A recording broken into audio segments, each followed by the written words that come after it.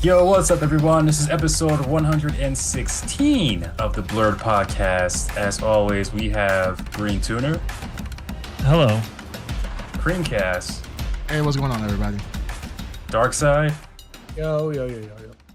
And myself, the best in the world, the one and only, the Ed Underground, Bay. How you guys doing? Doing great. Doing well, bitch. Yeah, not too bad. It's crazy. I feel like, this is episode 116 of the Blrd podcast, right?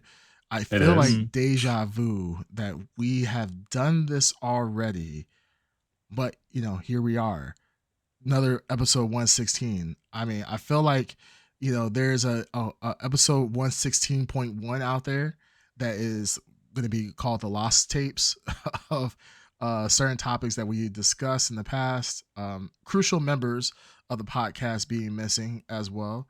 But I think that tape may not see the light of day ever. I don't know, Ed Underground, do you have anything to say about that? Yes, when you had this deja vu, did you also see a black cat like twice? African American. Yeah, I did see the black cat twice. As Neo, as Trinity. As who? You as Trinity. Trinity. Oh, that's right. Trinity. Yes. You're saying it right. It just sounds weird. Well, you're not saying it incorrectly. You said I have a nice way of saying things. Trinity. Yes. Trinity. He said all as one thing. He said you as Trinity. You as Trinity. Yes. Trinity. Trinity. Say Trinity. Trinity. There you go. Okay. Yeah. Trinity. What about Dwayne The Rock Johnson? The Rock.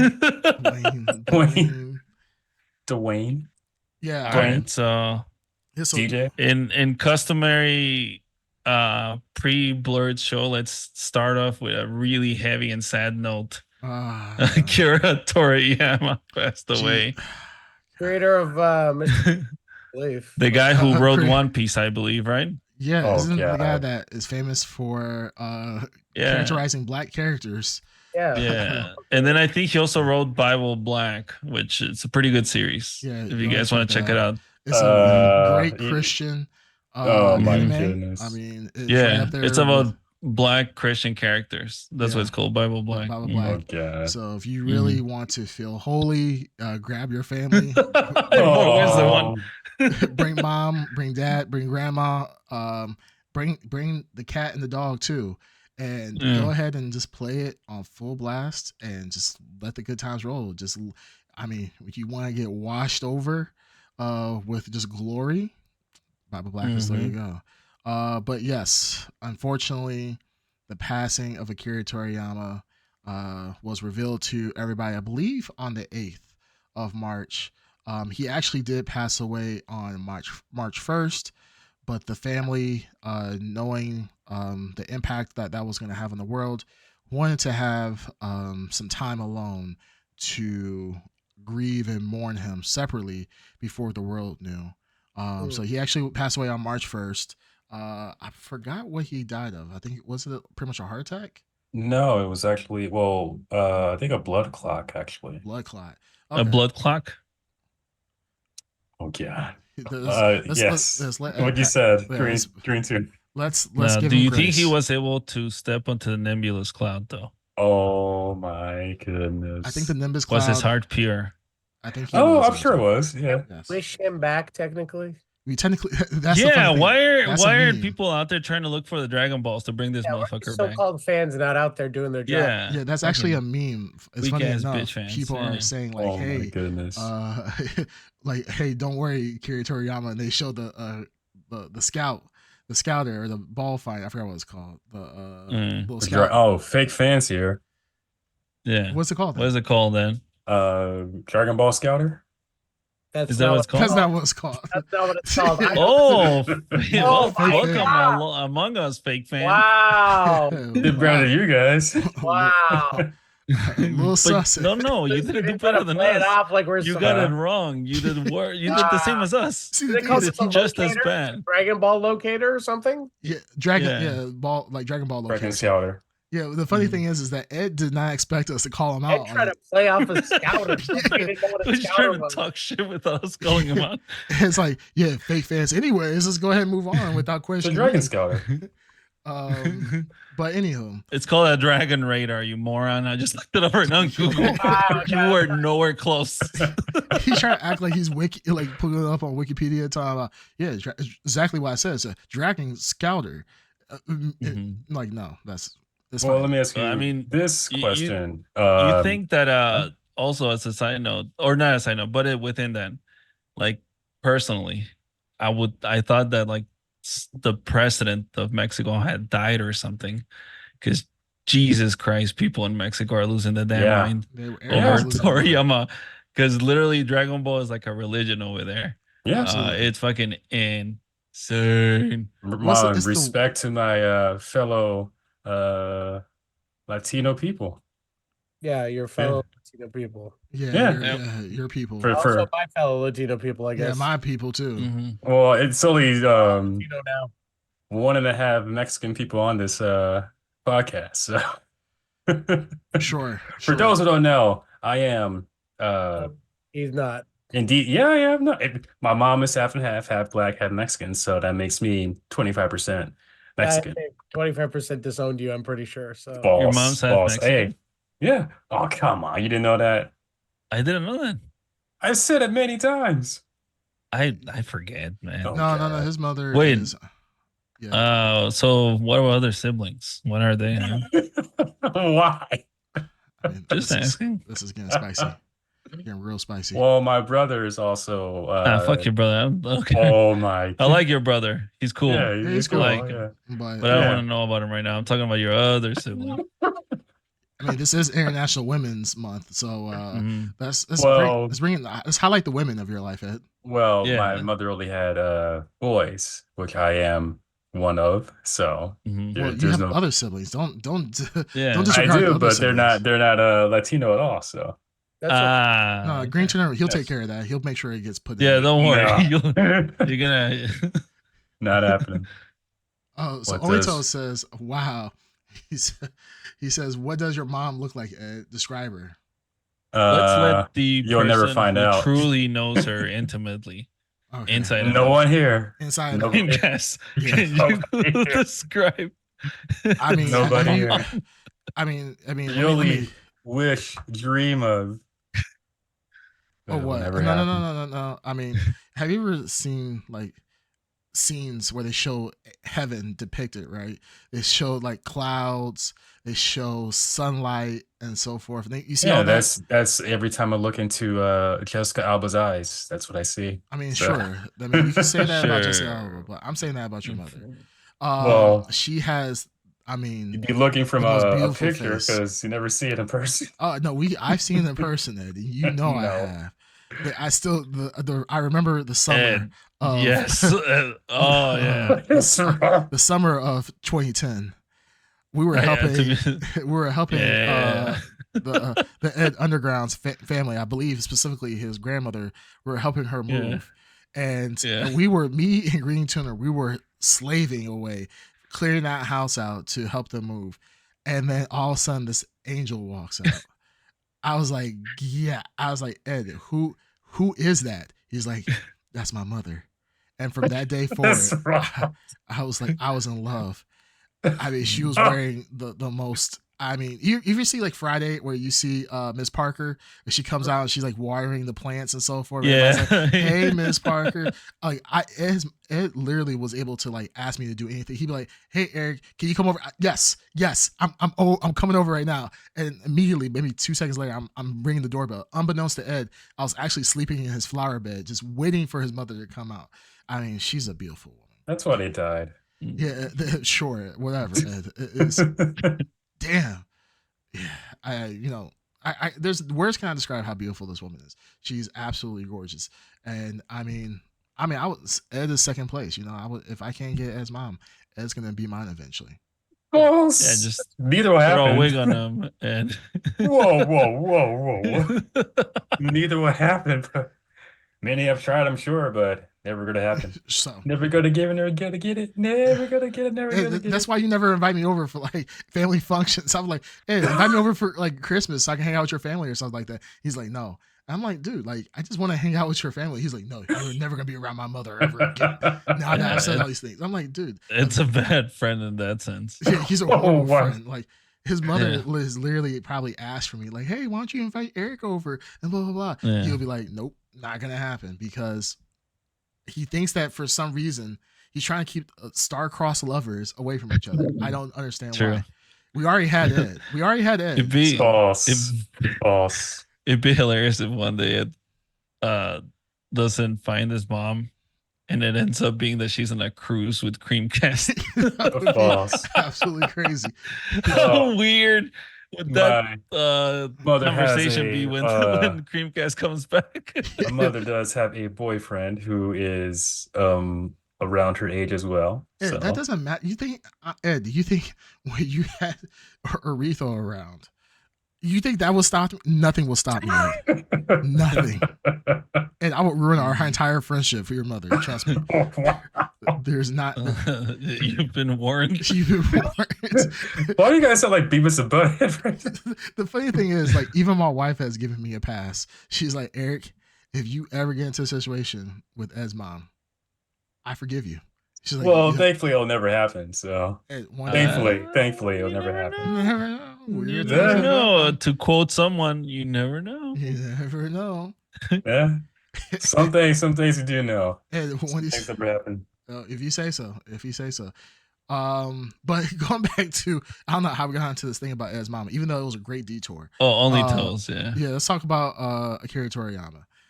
So Yes. going back to Akira Toriyama, obviously, there was rumors going around that the drug cartels had stopped their warfare for a short period of time. Now that wasn't confirmed, but I mean, I don't think that's true. I don't think that's true, But that would but- be hilarious. that would be absolutely hilarious. That governments can't do it. Social active groups, like they can't do it. Travesties can't do it, but Akira Toriyama, that is what stops actual gang warfare. No, Dragon Ball is literally the start for a lot of people getting into anime. I mean, at A one lot of point, things actually. Dragon Ball Z specifically, a lot of people didn't even know about Dragon Ball. They thought Dragon Ball Z was the beginning. That was their introduction into anime.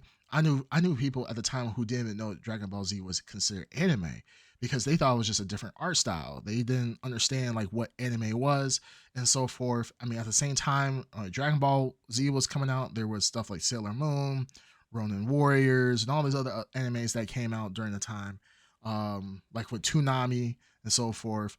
But yeah, no, Dragon Ball Z absolutely changed the landscape for animation for a lot of people in America. That, like I said, that was the entry level into anime for many people, especially with our generation. So, Oh yeah. I mean, when you say Akira Toriyama, granted, it might not be a household name in the sense of like maybe a Brad Pitt or somebody of that sort, but Yeah. for the community, the anime community, that he's pretty much the godfather. Well, I think on even anime. like non-anime guys still watch Dragon Ball. Yeah. Or even been inspired by like it. yeah, it was hard to find someone that didn't know Dragon Ball. Like there's people that literally grew up, like obviously we didn't because we're older, but there's people that grew up like as children watching Dragon Ball Z. You know what I mean? Yeah. It's Mhm. fucking insane.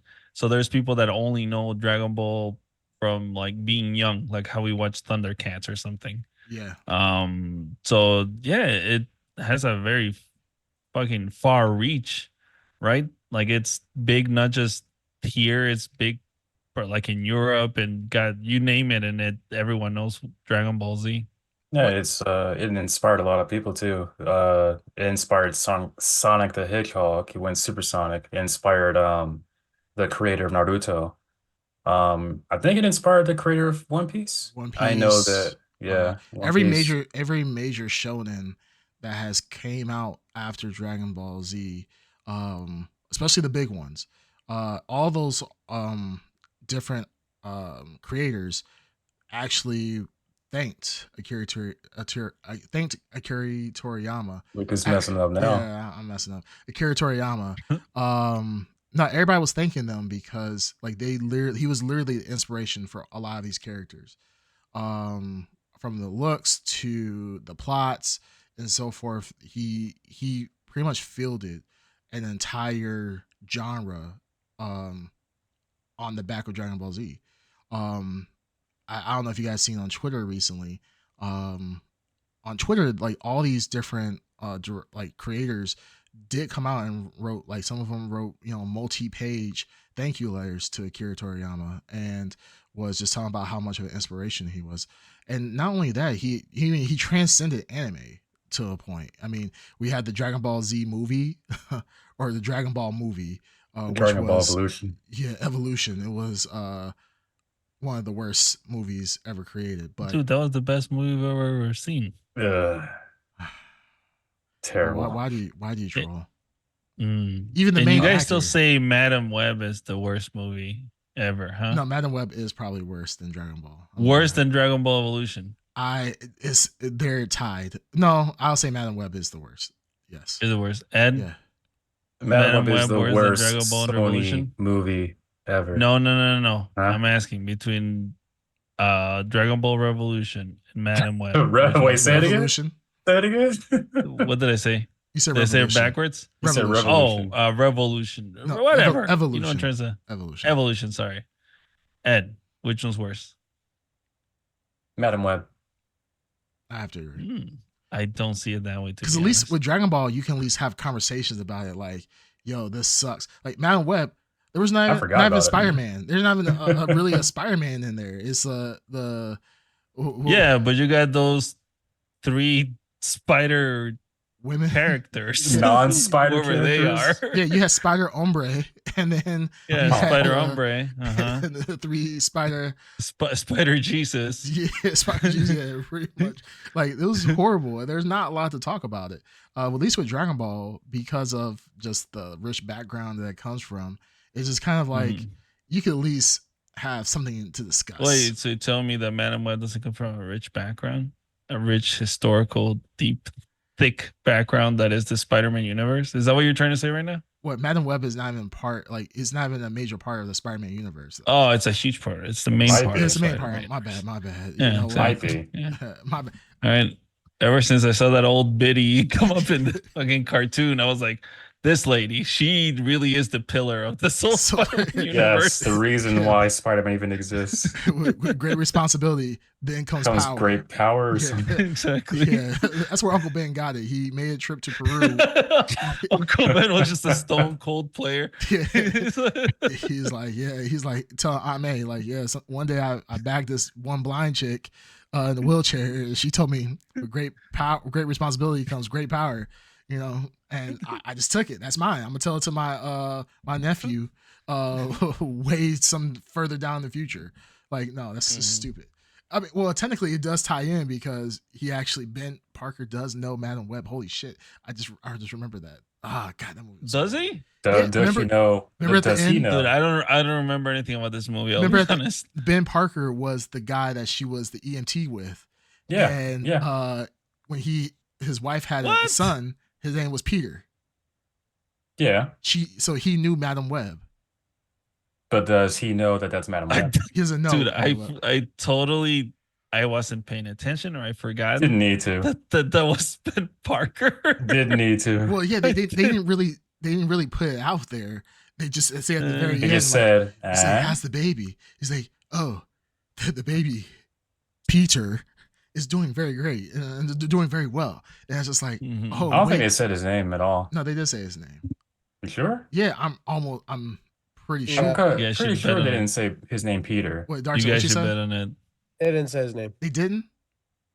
Oh, maybe okay. Maybe it was just the baby. I mean, it's heavily implied who the baby is. Yeah. I thought they did. It was implied. Okay. Wait, now you believe it? Did the baby have like a big camera around his neck or something? Of course. A Nikon, or of course. How did they imply that was a GoPro? Little baby Spider-Man. Well, I think if I remember correctly, they were guessing names. They're like, we want to name him Penn. Well, I mean, he's uncle, and His name's He's Ben. gonna be an uncle. Like Yeah. Yeah, unless I- there's another kid somewhere they don't know about. Uncle Ben. There's only one fucking person we care about whose uncle is Ben. Yeah. They're like, we want to name him something. Let's come up with What if names. it's like they had it and it's like, oh, it's Steve? I don't know.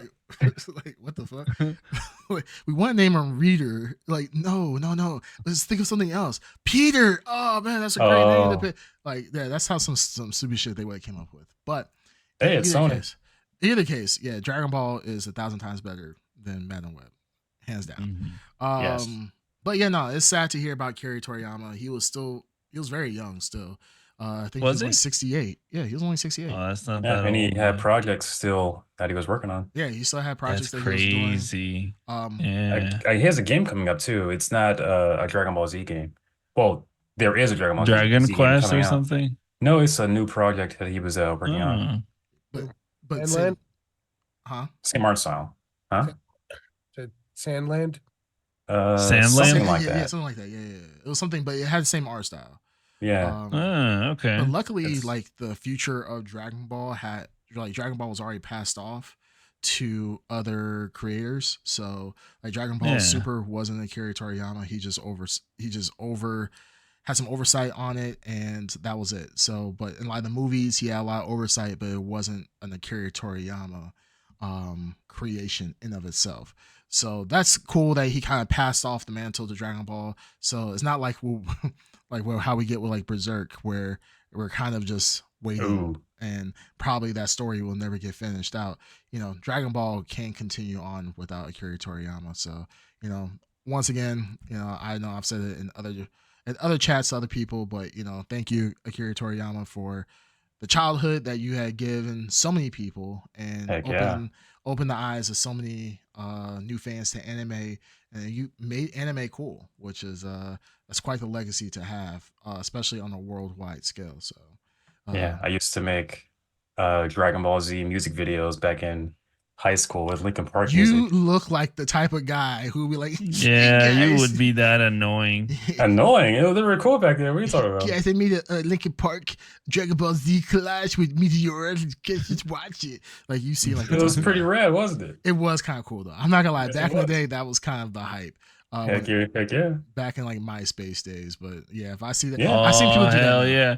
Dude, remember when you would put so much shit on your MySpace page Yep. that it would take like 20 minutes Minutes to to load load your up, shit? yeah. 'Cause I would have like 100 different GIFs running in the background. and shit. Yes, it was so stupid. Oh, that was the best. But we thought we it were was, so- it we was thought we were cool. horrendous. We thought we were cool, but it was horrendous. And, We like, were cool. What are you talking about? yeah, I mean, we were cool for back then. We were Yeah. we were cool. But like if you have that today, yeah, it kind of it's a little weird. Mhm. Yeah, kind of cheesy. Yeah, so it is what it is. I just want the Jinko pants to come back, the big parachute. Oh, jeans. They I've never seen went out of people wear style. it. Yeah, they never went out of style, dude. People Mm. still wear it, actually. Yeah, Yeah, I've seen some people. Do wear it. they? Some people do. there's Very this guy little, that like- kinda, Oh, hell yeah. he kinda I want to made it get cool. those puka shell necklace. I'm trying to think what else. you taught the shell A necklaces. Billabong t-shirt. Billabong, and I'm yeah. ready, man. I'm ready. Yeah, or remember those graphic graphic like button up shirts where it would like have like flames at the bottom of the shirt. Are Oh, you wow. talking about the Thrash. Ricky from Trailer Park Boys? Yeah, something like that. Like Oh, I love it. Um, Yeah, that's exactly what he wears. The big with like the flames and the Chinese symbols and everything. yeah, I remember back in the day when in high school, I always wanted this shirt, but I knew I couldn't wear it in school because I would be made fun of, and made fun of I was. But I only wore that shirt one time. But I remember my mom spent a lot of money on it. It was a button-up shirt, Dragon Ball Z silk like shirt, with Blue flame. blue I think flame. I- Yes, it was- I know. Oh, I gotta look it up. I think Wait, is this from that one Dark Side store that was on guessed the it right away. corner What is it called? by there was that church? there was a Dragon Ball store. I don't know if it was by a Blue church. Flame shirt? I don't know if it was by a church, but there was a store. It was like a hip hop store that my mom used to always go to for me to go clothes shopping. I did too. And it was a Dragon Ball Z shirt. I believe it had Goku, Gohan, and Vegeta, and it had blue flames on it. And I thought when I wore it at home, I'm like, I'm the fucking man. I'm a fucking Super Saiyan. I'm gonna go to school. I'm gonna power up in front of the bitches, and they're gonna fucking love me. The teachers gonna be Get like, all the girls. yeah, the teacher's gonna be like, you know what, Eric, get out of class, A+. You don't have to come back for the rest of the year. I get on the bus to go to school. The bus driver like, you know what, fuck it, Eric, you drive. And I'm like, yeah, I thought I was so cool. I remember walking into school. Somebody, I can't tell you what they said to me because you can't say those words nowadays. But like, somebody said, "Look at this," and they said some expletives to me. He is so more expletives, and I remember taking off that shirt, and putting it into I'm looking it up right now. Is it the one where they're in like the three of them like back to back? I don't remember if they're back to back. I think it was. I remember Goku doing a Kamehameha wave, and like doing outside the so it's pointing outside the shirt at the front.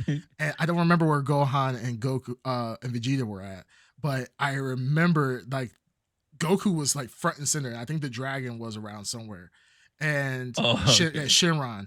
And but I do remember it was blue because blue was my favorite color at the time, especially. And like I said, like I went to school, I immediately got made fun of.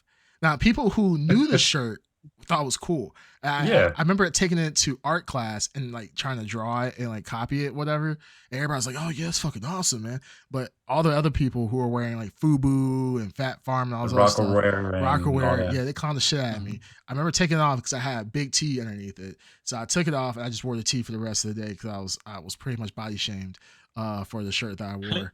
And I remember the shirt was like super big too. Like they didn't have shirts my size. So I had to get like a 4X. And like a 4X back in that time was like 4X was super long and all this other stuff. So it was a really big shirt.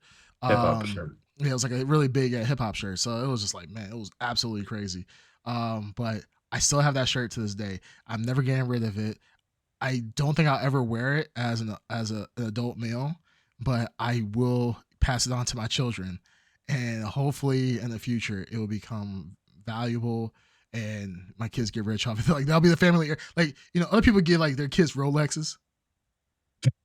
Dark side, I think you're muted. Yeah, Dark side, he muted himself. They'll fly it like a flag outside your house. Yeah, right. Wow. like this is the cool guy. Like when I die, they're gonna fly that shirt outside at half mast. It's probably big enough to be a flag, but yeah, other kids, you know, they get heirlooms like you know, like Rolexes, houses, you know, billions of dollars. I'm just gonna get my kid a Dragon Ball Z shirt, and he's gonna get made fun of and pass the torch to get made fun of in school, like I was. So, hopefully, they won't be the same terms that were used against me won't be used against them. Didn't he have spiky hair at one point too? I honestly want to come back. Remember when you could buy a shirt of like Bugs Bunny and like Daffy Duck like rolling dice? With, like gold teeth. Yes, exactly. I had a Bugs Bunny like and the Martian man, the Martian alien guy like smoking a joint. Why can't those shirts come back? I remember Tasmanian Devil with somebody had like a pinstripe. And the backwards had cap. No, the gangster ones. They had like a Tommy gun, or like Fred Flintstone be like yabba dabba doo bitch. It was just like, dude, what the hell? Like really crazy, but that was a weird time.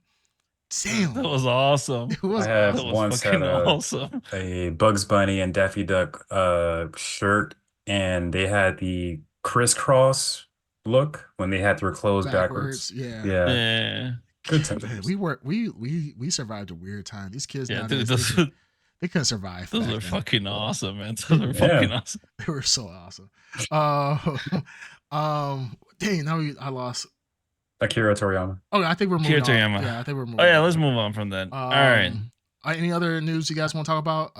Ed Underground, I know you had some more updates. Oh God, no. Keep it short. Keep it short. Keep it short though. Keep it concise. Chris Kindred, one of the co-founders of Sweet Baby Inc., said this about Akira Toriyama. Who's Sweet Baby Inc.? Because we removed the last episode. Sweet Baby Inc. Just do a brief description. Sweet Baby Inc. is a abusive inclusion company, a consulting company. Abusive? Yeah, they've abused some people verbally or try to get people Oh well, all canceled. right. Yeah. Just No, this. hey, all right. No, So, yeah, you oh stopped no me. no No, You no, no no, no no, stopped no. me. no, You no. You, stopped me. Let's not Ed, You stopped frame me. the narrative. You stopped me. Just say what they do, Oh, and that's then what I'm no, talk just about doing. it. say That's what what I'm they doing. do, and That's then what I'm you doing. can say your opinions on it. That's what I'm That's what I'm doing. saying. That's what I'm doing. You're not No, doing it. So Ed, you're they already. they're a consulting inclusion company that goes to gaming companies to help write their scripts, their narrative to make it more, in their words, inclusive. Okay. That's So them. That's basically, what they they're like say. a consulting firm for game companies and movie companies and everything to, I guess, meet their inclusive quota, right? That's what That's it what I is. just said. I know, Pretty but much. the thing is, the way that you said it is basically how Bill O'Reilly would say things like, "Oh yeah, well here's the pedophile Democrats." It's like, no, no, no, just Well, say I what mean, it is, and then you can start if that's what they criticizing. are, So then that's what same they'll thing. say.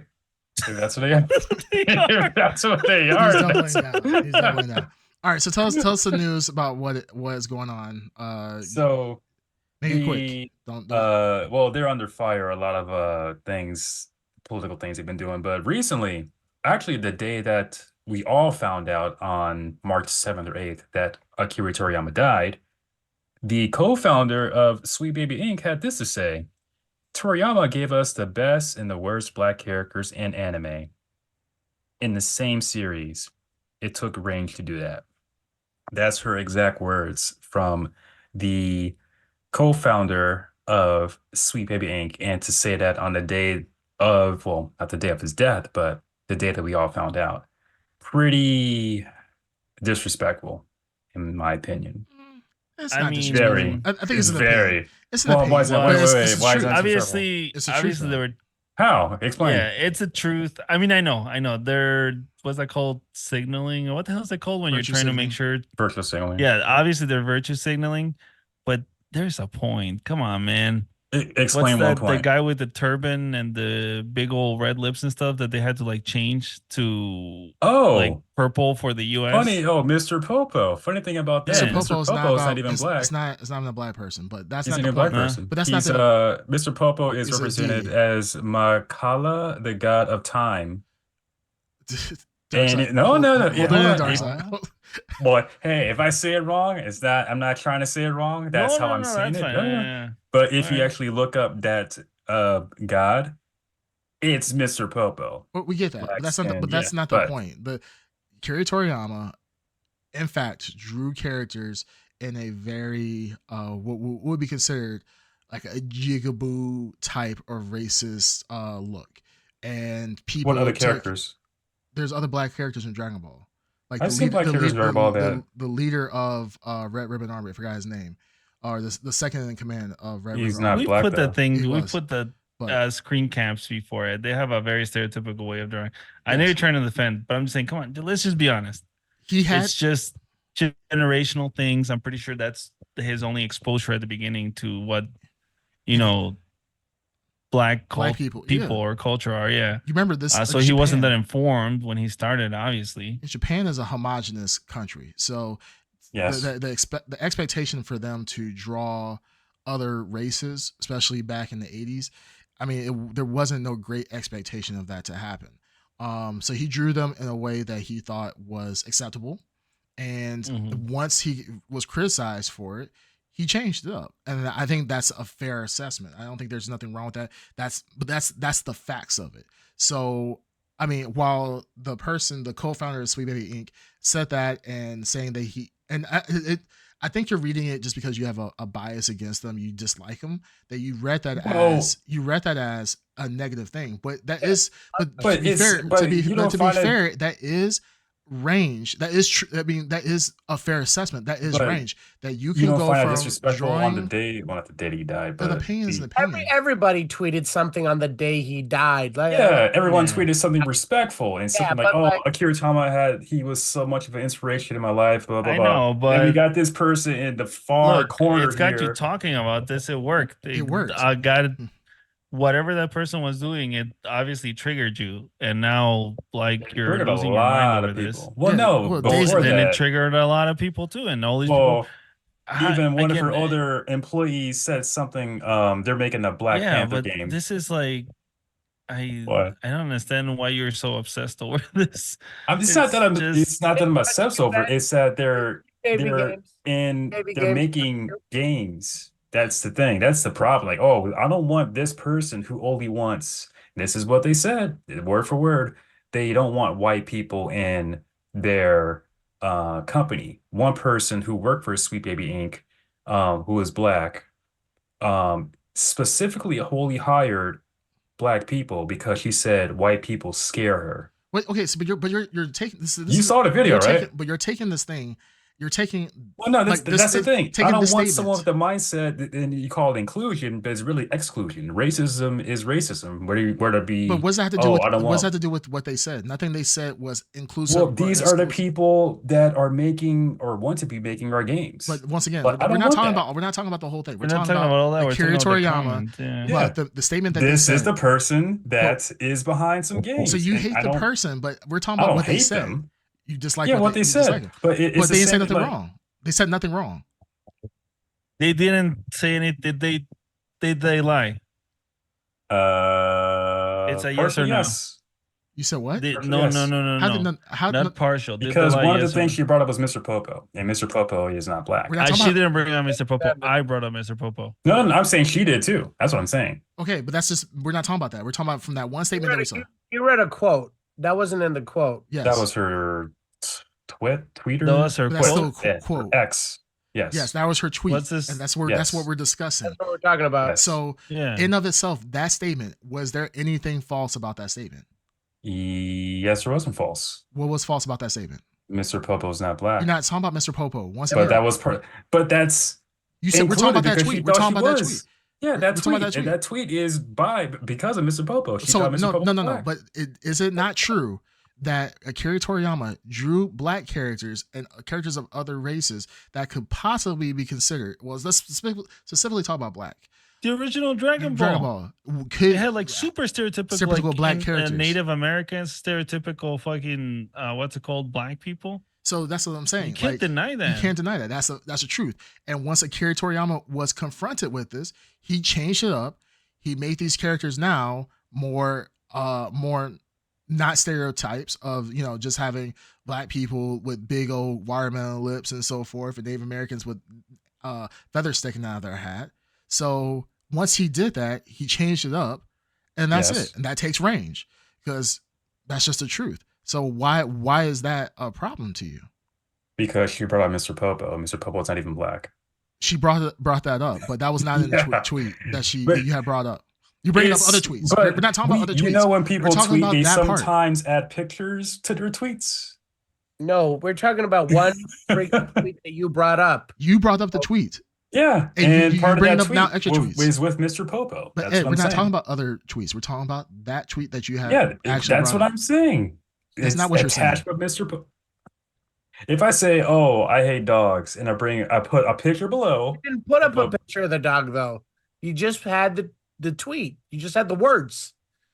yeah, and there's a picture I below can it. send you a clip of what you clipped and sent to us that morning. Don't Okay. not a No clip of picture. the You want to clip. show the full clip then with the picture in it? No, it's Or you can look it up Whatever yourself. you what sent you us. sent. It's what you sent. Yeah, it's what There she was no said. picture. That's what she said. That's all you But were there was no quoting. That's what picture we're in talking what you about. sent us. Oh, there's no understand that? picture, and that was my fault because there's a picture. Of course, it was your fault. Yeah, it was like what, 3 o'clock in the morning? Oh, okay. You're the one that's arguing whatever this thing is. Yeah, I don't it's even know nonsense. why we're arguing this. Why are we arguing this? Because we brought up. There's no point. Also, There's We're a not point. making any extra money Mr. about talking Popo about Dune. is- There's We're nothing making to money gain. on that. No, we're not. But I'm saying, like, what's Mr. Popo there's is no value in talking about this. Mr. Popo is racist, but I don't think anyone has a. It's not racist in a like hurtful way. It's racist in a almost innocent, Hysterical. Not hysterical. not even hysterical. Comical, that's what I mean. Outside when we're- Naive. Naive. Yeah, there's a naivety and there's like a forgiveness in there because like, but you cannot deny like that there was influences of certain things in there. And it's like we're all influenced by things when we create art. Akira Yeah. Toriyama just like anyone else, is influenced by what output America puts out there as American, or as whatever predominant like images of people and cultures that you get at that time. So I don't blame him for anything. I don't think he's wrong for anything. But there are black characters that are like, away from Mr. Popo, there are black characters he drew with big old lips, like our black characters, that you would not draw a black character today in that way, and that and that would be acceptable by anyone. And he drew it. But again, naivete. It was a specific style. He's separated from like norms of how to depict people, and there's an innocence in that, and I think that's perfectly fine. That's why. Oh, yeah, we that's think why it's no one's perfectly mad. fine. That's what that quote was. That quote was just saying that this man had the range of good and bad. That's Yeah. a compliment. I saw it think as a that's a- compliment. I'm yeah, like, I think it's a what is Ed compliment. tripping about? on Yeah, this I think it's a quote? compliment too. Yeah, that's a compliment, saying that, because a lot of people would be like, "Well, I'm gonna do what I want. And I don't care what anybody says." But the fact that he actually listened to his fans, because the people who were doing this were the people who said something were fans of Dragon Ball. So the fact that he listened to his fans and made the update, and now you see characters today that are black characters that don't have these stereotypical looks. I think that's a testament to Akira Toriyama. I think that, like I said, I think that's a compliment. The only reason I think you don't like it, once again, because you have a bias against He's a person. the person and Sweet Baby Inc. If That you, person could have done that person. There's no possible quote that person could have put out where Ed and a bunch of other people who have some kind of The hard on world, basically. hard to on. go after this person, they could have put out a wet fart that day, and you would have tore them apart. So, like, No, they could have at least said, "Hey, I'm Akira just saying, Toriyama's a big inspiration for me." look, Something. I briefly listened to Your Sweet Baby rant last time. I'm not interested in going over it again because it was the dumbest thing I've ever heard in my entire life. They let you cook for An seemingly hour. 20 to 30 minutes. I was in a NyQuil daze, and But then you must have been delirious at that time then. I thought I was delirious because I was like, there's no way these guys let this guy keep going. They let you keep going, expecting, and surely I was expecting. Everyone was expecting Where's something. Ed's like take? When is Ed gonna get? He's going out here bumbling the quotes with his phone from journalists and all this other bullshit. Like, why are you parroting the news? What's your take?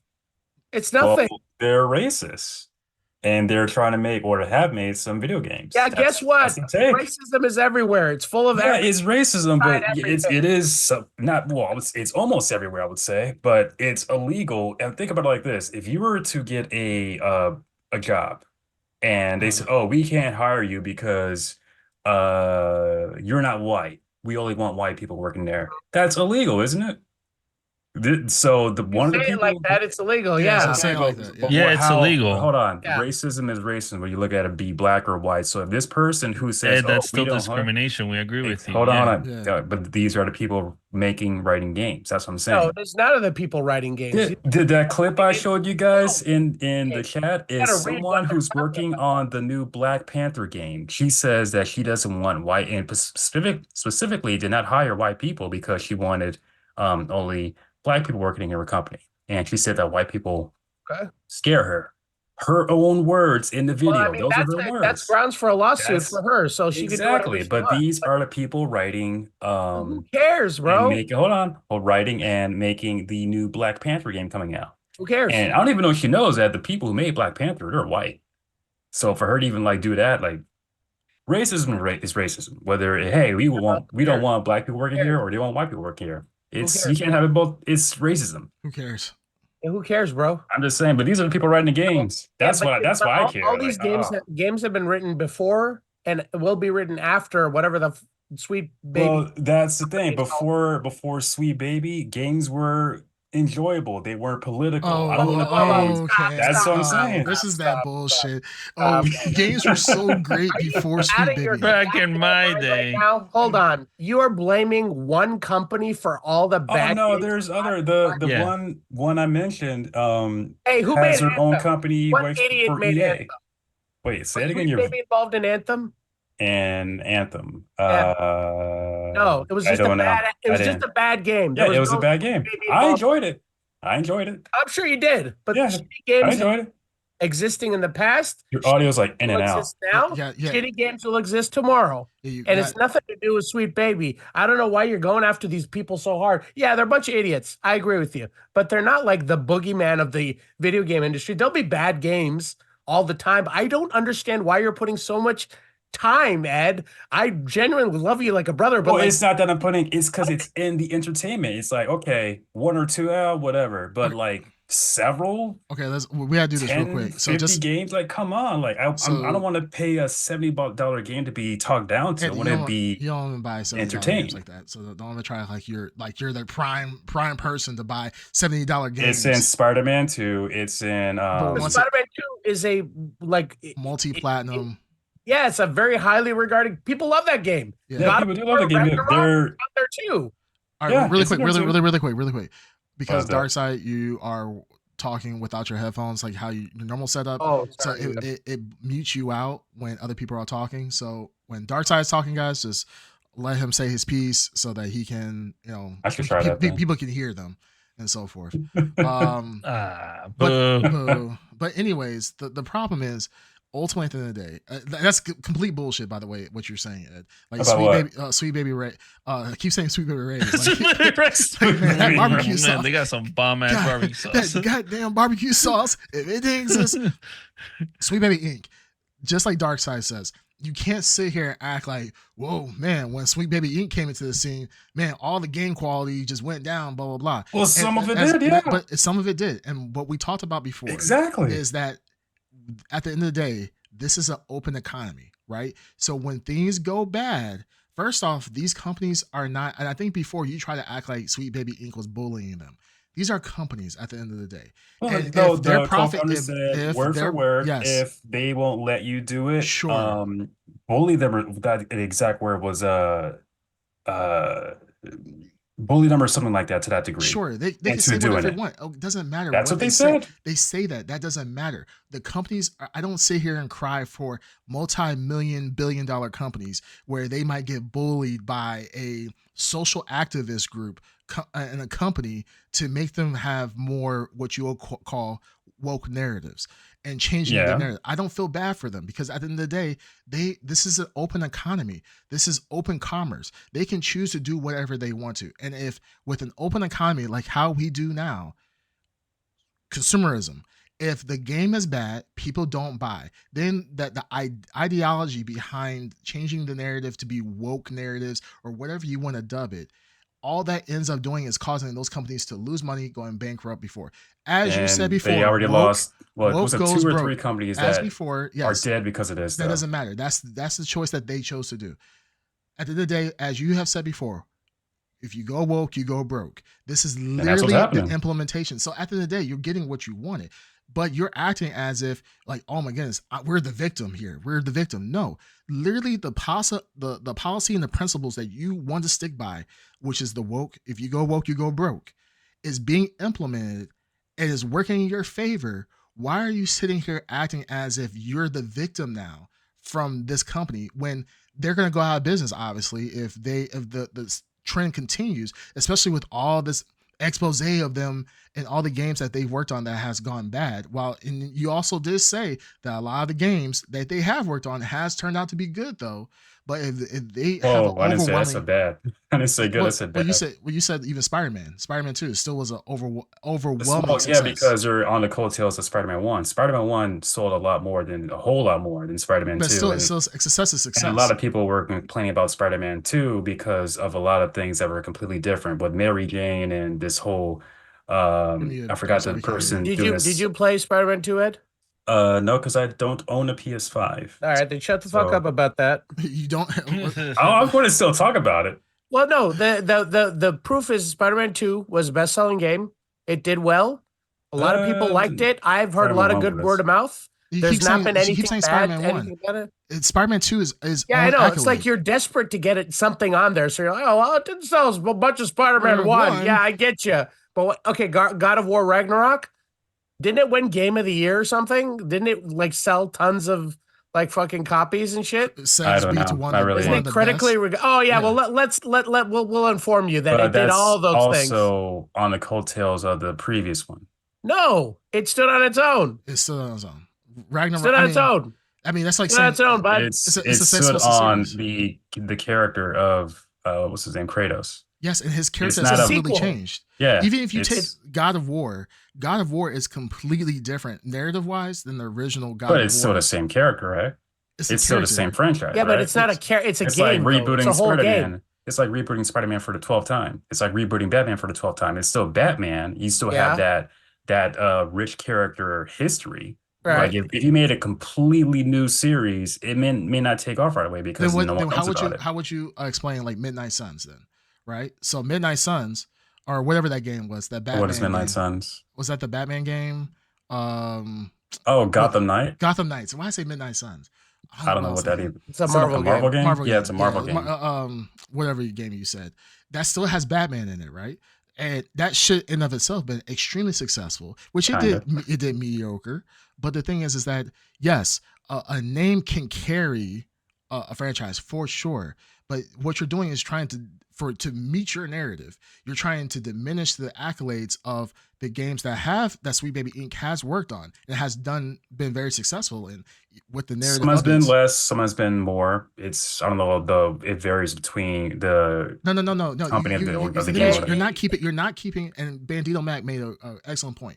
You're an expert goalpost mover. When it doesn't fit your narrative, you change it. Like you can't say, "Oh, Sweet Baby Inc. They work on these games and it's so horrible," but then they work on the games that do successful. Then you'd be like, "Well, that's just because they rode the coattails of another game." No, like give them their props. Well, sometimes some games they've worked on more, some games they worked on less. It's not like all the games they worked on. How do you know? How do you know story. though? How do you know what they worked on? How do you even know what they worked on? LinkedIn. They show. What do you mean LinkedIn? LinkedIn doesn't tell you how much they contributed to the game. No, they say LinkedIn tells you what they did and what LinkedIn, role they played. Yeah, exactly. Lead writer. Okay. Co-writer or stuff like that. Okay. The other games, or could we get some input? But the thing is, you don't know. But you don't know. I don't know every game. So you're kind of talking out. So you're talking out your ass. Games they worked on more. That's fine. No, I know certain games they worked on more. Like you're talking out your ass. You don't know what you're talking about. No. That's fine. That's totally fine. But the problem is, be fair. You're okay. So right now, you saying, "Oh, do you know which ones?" Like, example, God of War Ragnarok. What was the extent? They don't have a big. So you don't know. Well, okay, I know now let's it's go not to a the bad whole game. story. I know that for a fact. What was a game? Was a bad game? Name one bad game. Any bad game. Suicide Squad, Killer Justice League. How much did they work on that? I believe. No, I don't believe. What is it? It's a simple. Lead writer, I believe.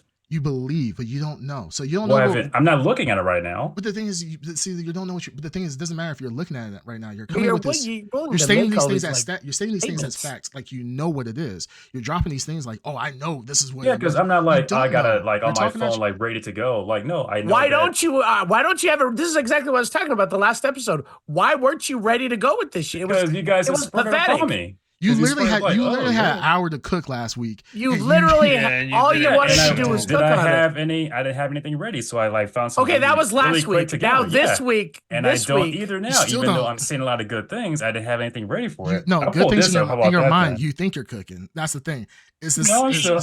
It's a self-delusion. We're not playing. Now you're just gonna read quotes. You're just gonna read quotes. You're just playing the video of somebody else. We don't want to hear anybody else's video. We want to hear what you want to say. Anyways, we're not doing. Nobody wants to hear this. No, you have any actual? Yeah, I'm not hearing somebody else's opinion. I want to hear yours. So I mean, Ed, I muted you because I don't want to hear a video of someone else that they're talking. So you could do that. What the fuck? Yeah, he's been doing it the whole time. Wait, hold on. Stop everything right now. Can I mute people? Dreamcast. Yes. What the fuck, man? I'm sorry. You could have muted Ed? Yes, I couldn't mute Ed this entire time. My bad. We had to listen to all these fucking Joker impressions and shit. You could have muted this asshole. But the thing is, because I don't. Don't do it. Okay, let's move on. Give me mute power, please. So here it is. I wanted to create a safe environment. Nobody wants to care. We're moving on from this. I don't want to hear about. Oh, you want to work? Move on. Okay. Ed, you had to. Okay. Thank you. Bandito Max says, "Why do we care about this person's opinion again? Why are we concerned about them? I don't know." Only Toes says Ed is easily gaslighted very easily. Bandito Mac agrees. Only Toes is that Ed, did you hear Disney's making Superman go black? Don't do that. They're not. But go Only on. Toes says there was no malicious intent, just poor judgment and ignorance. I think this was when we are talking about Akira Toriyama. Yep. Could have Only said Toes- anything about Akira Toriyama. You decided to say that on the said- day. Well, not the day he died, but the day we all Announcement. found out. Sweet Yeah, Baby which is dumb. Only Toes says Sweet Baby Inc. lives rent free in Ed's dreads. Yeah, no Oh. kidding. Who said that? Only Toes. Only Toes Oh. wish. Yeah, I Bandito- live free, rent free, and Only Toes toes. Got him. Got him. Yeah, very Take that. good. Hey, Uh, I love all my fans. So Bandito just saying. Max says, I'm assuming the gotcha here is supposed to be that these scary woke people are discredited because they technically were incorrect, in quotes, about a woke argument, quotes, but the argument is clearly taken out of context. And he says, it's still right, no, and who cares? Only Toe says the Dune 2 review is going really well. It's really Yeah. good. Yeah, it's really good. And then Bandito, he says he saw Dune 2, which is awesome. And so this argument will only end in frustration. Absolutely too. Saying it will sacrifice 2 will only be successful off the first one's coattails. Don't do that. Don't do that. Don't do that. The first one would have to be successful, though. Oh shit. Okay. Yeah. Which Let's it not do was. that. Don't do that. Only Toe says, please don't let Ed read quotes. We're gonna save you guys from that. And then Yeah. Bandito Max says, I'm waiting on saying it was also really excited for it. So There I you mean go. that's the real positive that came out of this There you is go. that we're really expecting Senua 2 to ride the coattails of Senua 1 and be amazing just like the first one was. I'm just all I'm saying is I'm just saying, if news comes out that Sweet Baby Inc. worked on Senua's Sacrifice or whatever Senua's Oh whatever my the God. sequel is. no, Ninja Theory worked on Sinua's. Oh, I It'd be know. great If if- Ninja Theory If hired for them. the That'd be next good. Yeah. Killer Instinct, Oh yeah. they contract Sweet Baby. The Ink, Mhm. I would literally dedicate an entire episode. Well, all they I'm did saying that. is for a company that says they're inclusive, they're very exclusive of people. So What a take. What a Yeah, take. man. that's hey, am I Actually, wrong? your best take Yeah, yet. that's probably Am your I best wrong, take, though? for If sure. a company All right, says, "Hey, you can, Ed, we're you not can gonna go out if on the that, company- bud. Yeah, All right. The company says we're not let's gonna All argue. right. Mute So, button. yep.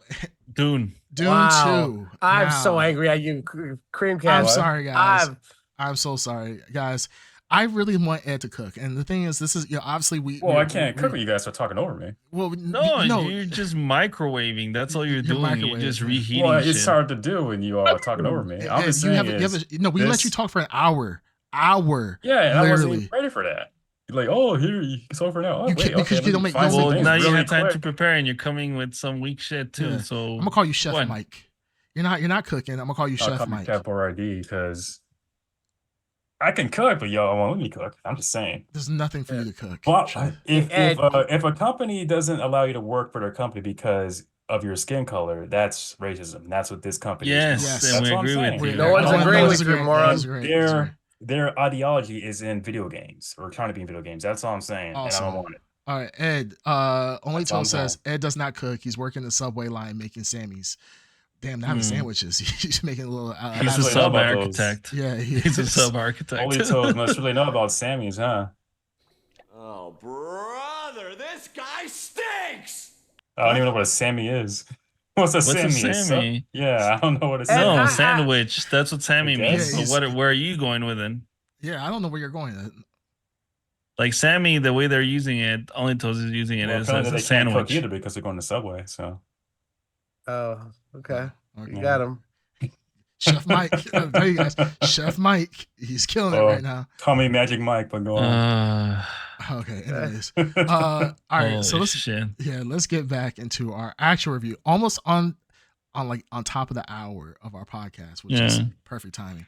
Obviously, these are not geek. So obviously we're talking about Dune 2. We tried to talk about it last week. Unfortunately, our dear Dark Side was not feeling too hot, so had to This miss an little episode. Just- bitch has decided to Playing get Nintendo bronchitis. Switch. or but something. he literally started huffing tailpipes, decided to get bronchitis purposefully so that he Mhm, continued to mhm, watch mhm. Dune 2 many times and not have to talk about it with the podcast. But now we have literally forced him to do it. He is our Lisa Nagib. Gaib.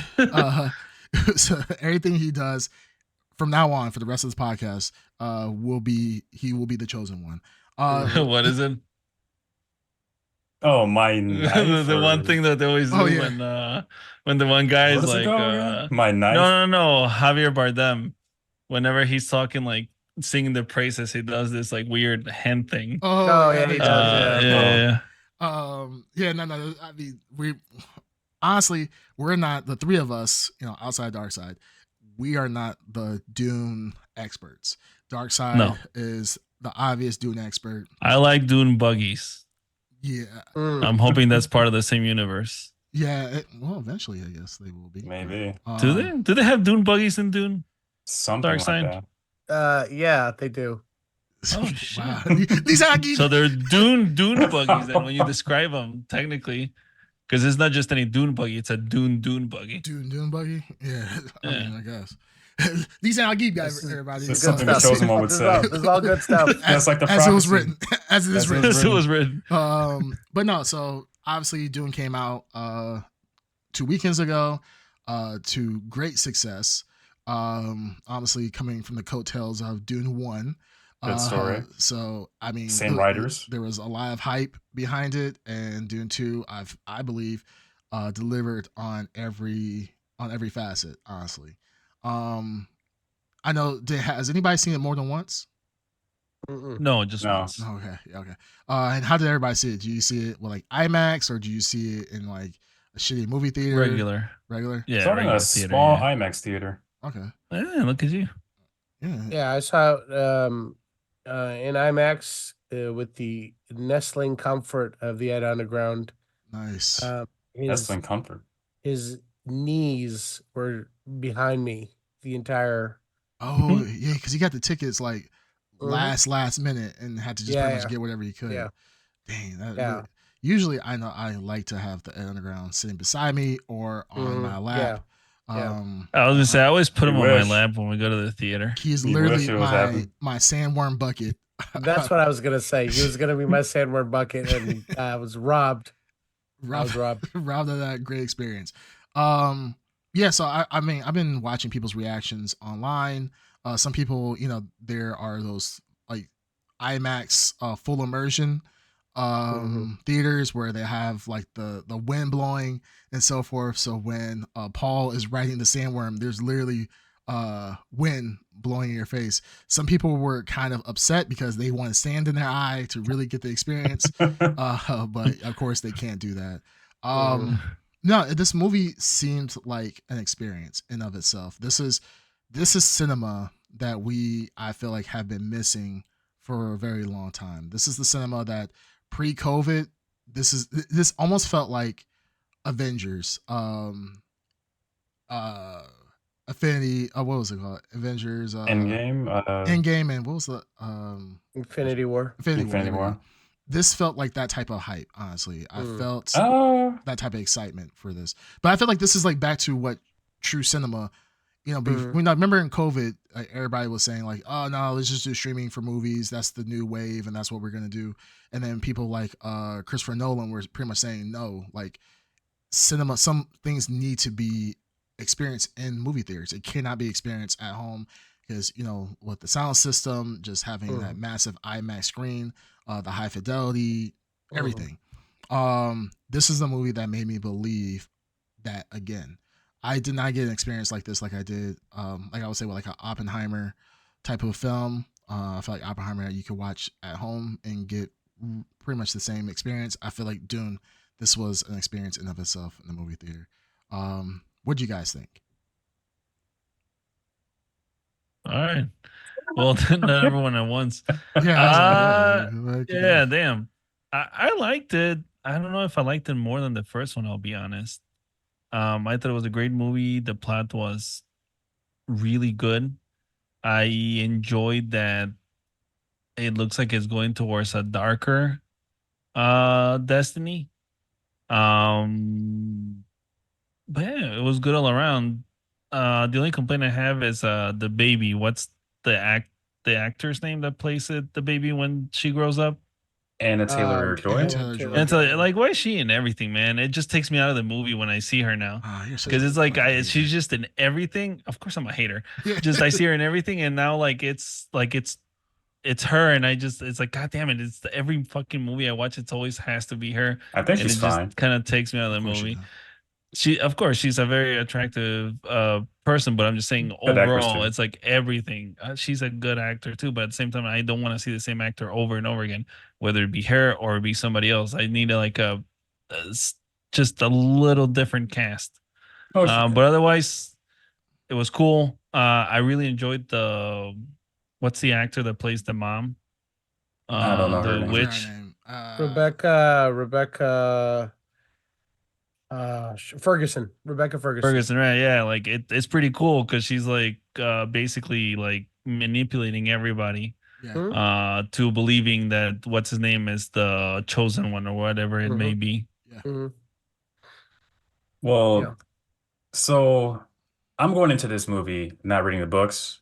I know very Mhm. little about. No one's surprised. Well, have you read the books? Yes.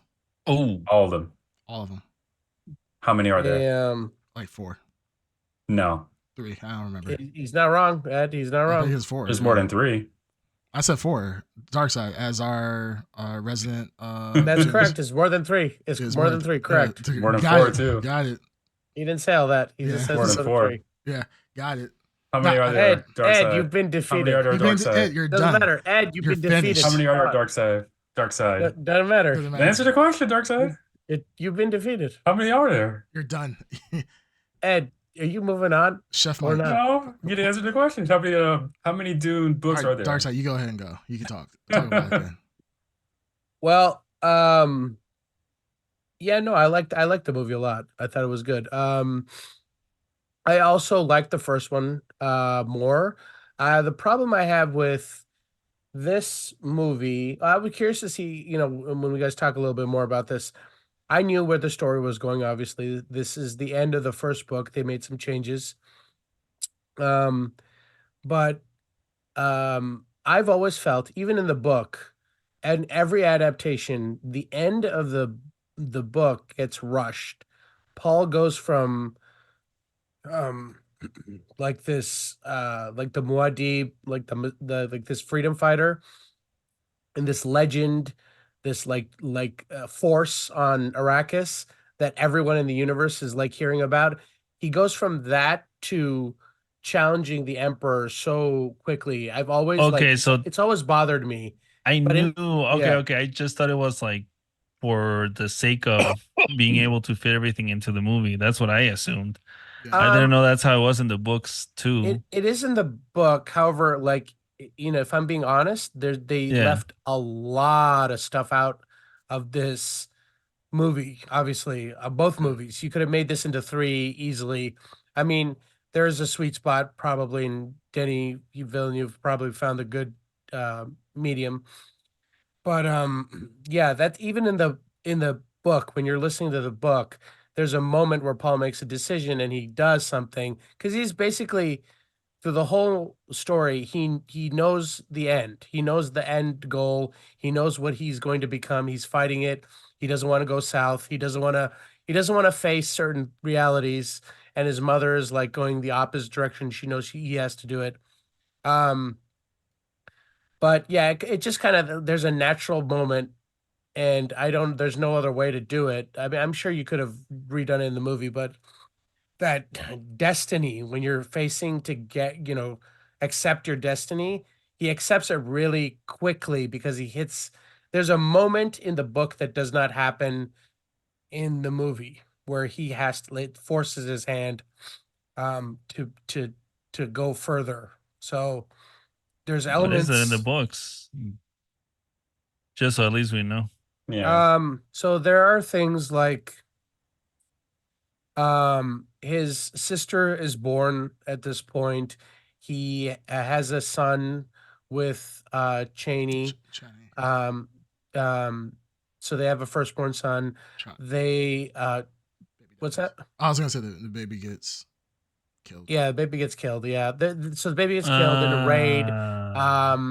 There's like his sister is like a child. She's one of my favorite characters in the book.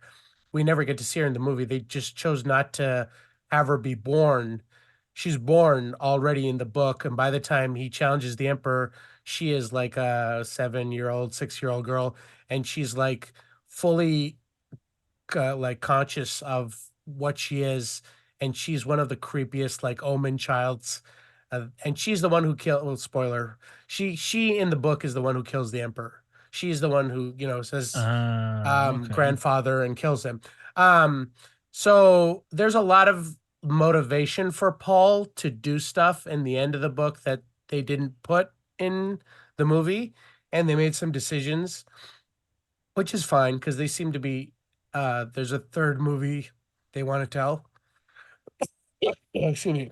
Um, but like yeah, even with those things removed, those elements, I still enjoyed the movie. Um, the cast was stellar. Everyone was stellar. They chose to like I was talking about this with Ed and a couple of my other friends after we watched the movie about a couple of the things they removed and a couple of things they kept. I think the decisions they made, and I think a lot of people like the movie. So the decisions they made were strong, and they could always expand on the world of Dune in the third movie, right? So like I at this point, like, what is your guy? What is your? You guys are new to the concept of Dune. What is your concept of spice?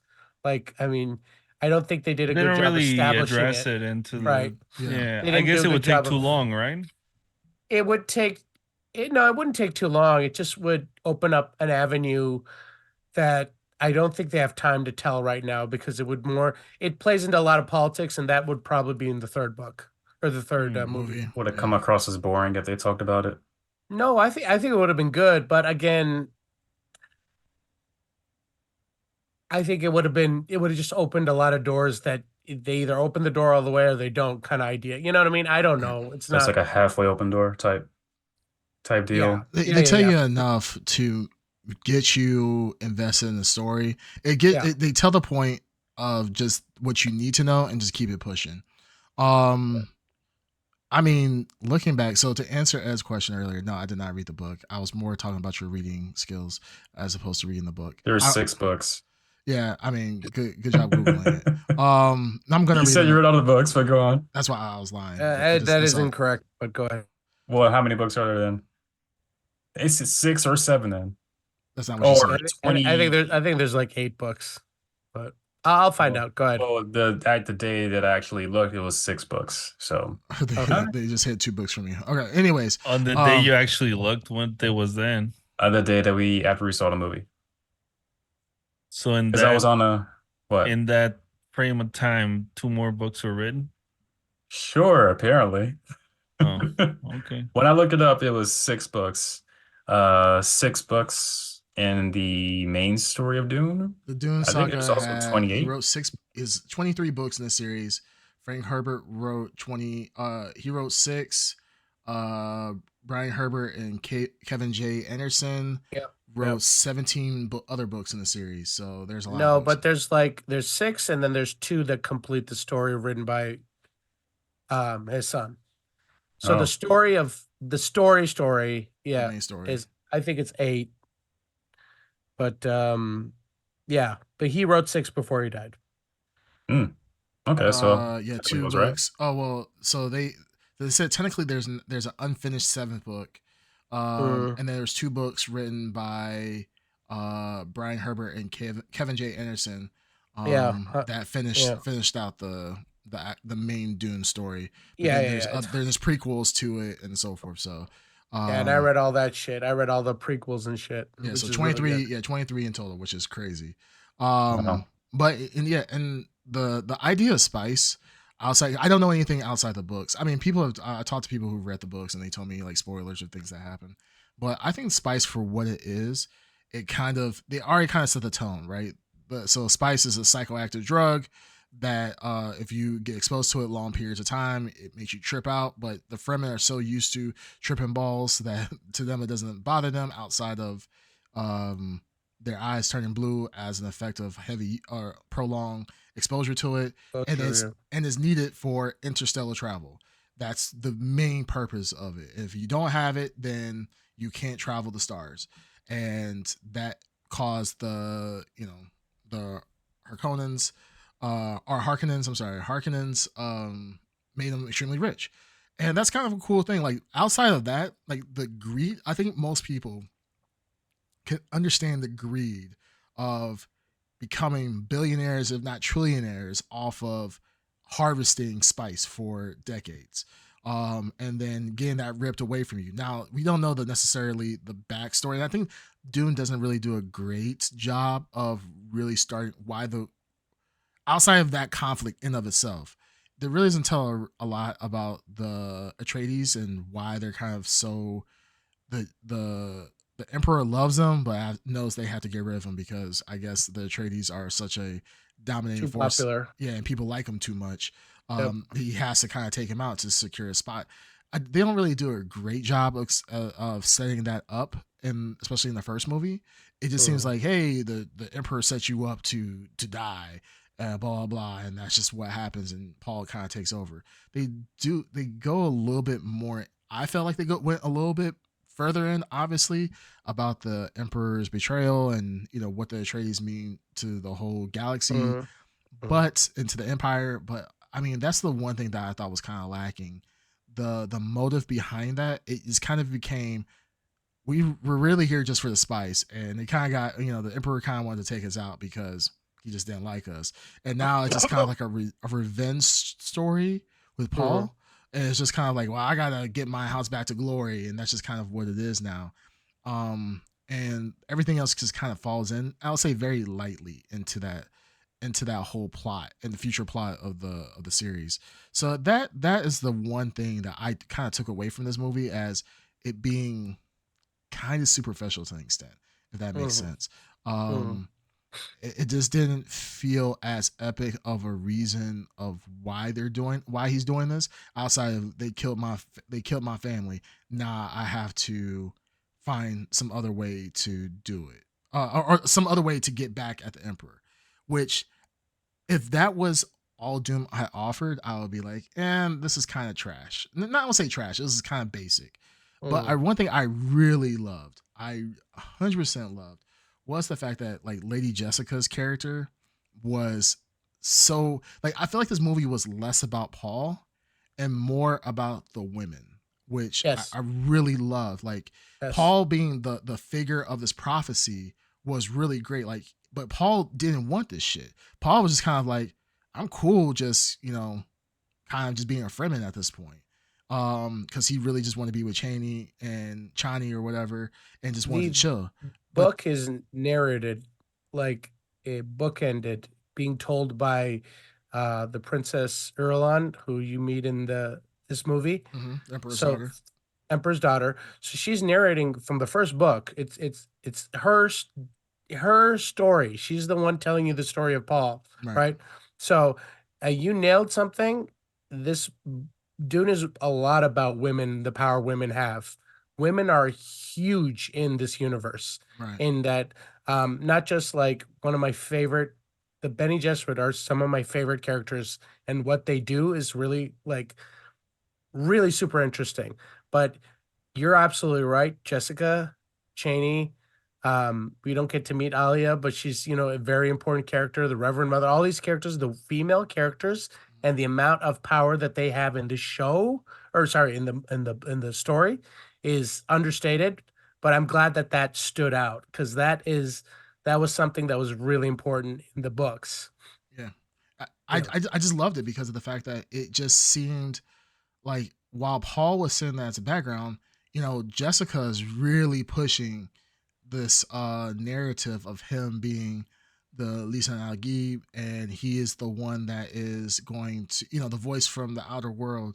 Like, she's really pushing that more than anything else, and she kind of forces that to be reality more so than anything else. And I love the fact that in every scenario, whether it was the Harkonnen, I mean, we saw Ratha Harkonnen, was it Feud Ratha, whatever. Fade I can't pronounce any of the names. Fade Ratha.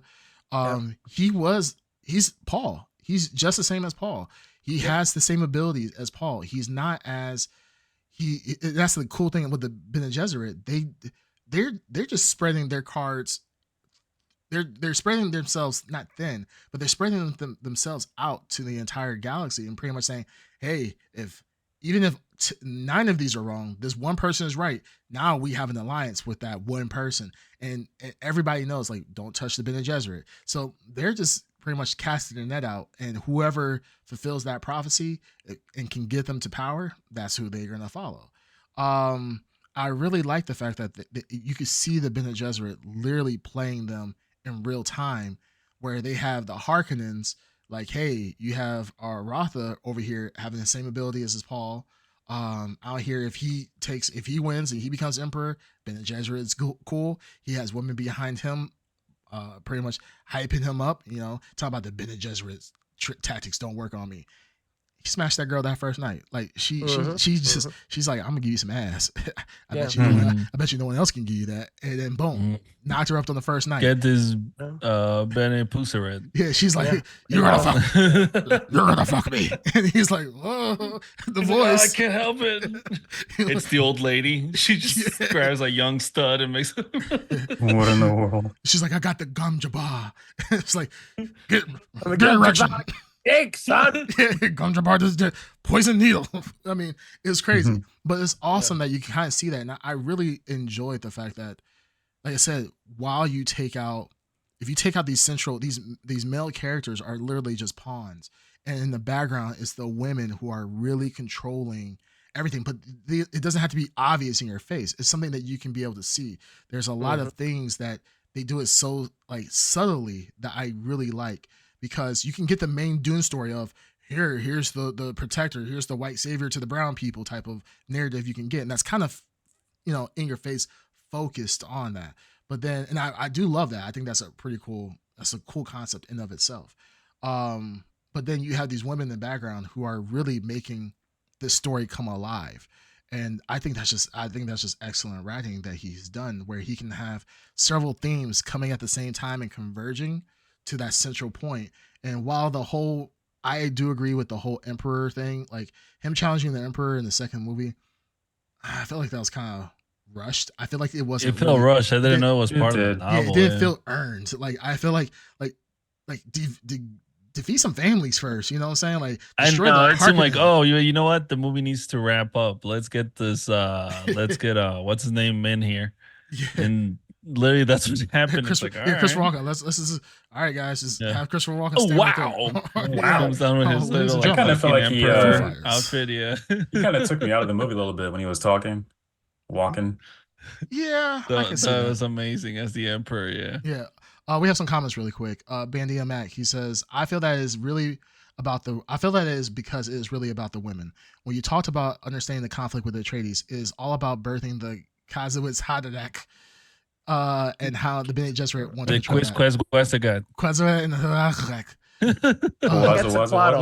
Quetzalcoatl. Waka. Lady Jessica was supposed to be birthed a girl to marry her Harkonnen male. Yep, but she birthed Paul instead. Yeah, is the male Bene Gesserit. Yes, and that's the cool thing. Wait, why couldn't Paul marry a female Harkonnen? Well, there is no female power. No, there's female. No, there is none. Wait, no. Do we see? No, I think Harkonnens don't have powerful women. It's just the other. Right? Yeah.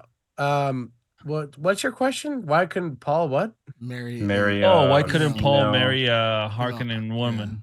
I don't think he wouldn't want to. Like they're the blood feud. They wouldn't want to. This is so Jessica is the secret daughter of Baron Harkonnen. They needed to bind the bloodlines to an Atreides. They had to do it in secret. Paul's not going to go marry a Harkonnen. No Atreides and Harkonnen are going to intermingle unless it's secretly being manipulated. So how are they going to do it with a female? Like if it was a girl instead of Paul, how are they going to pull it off?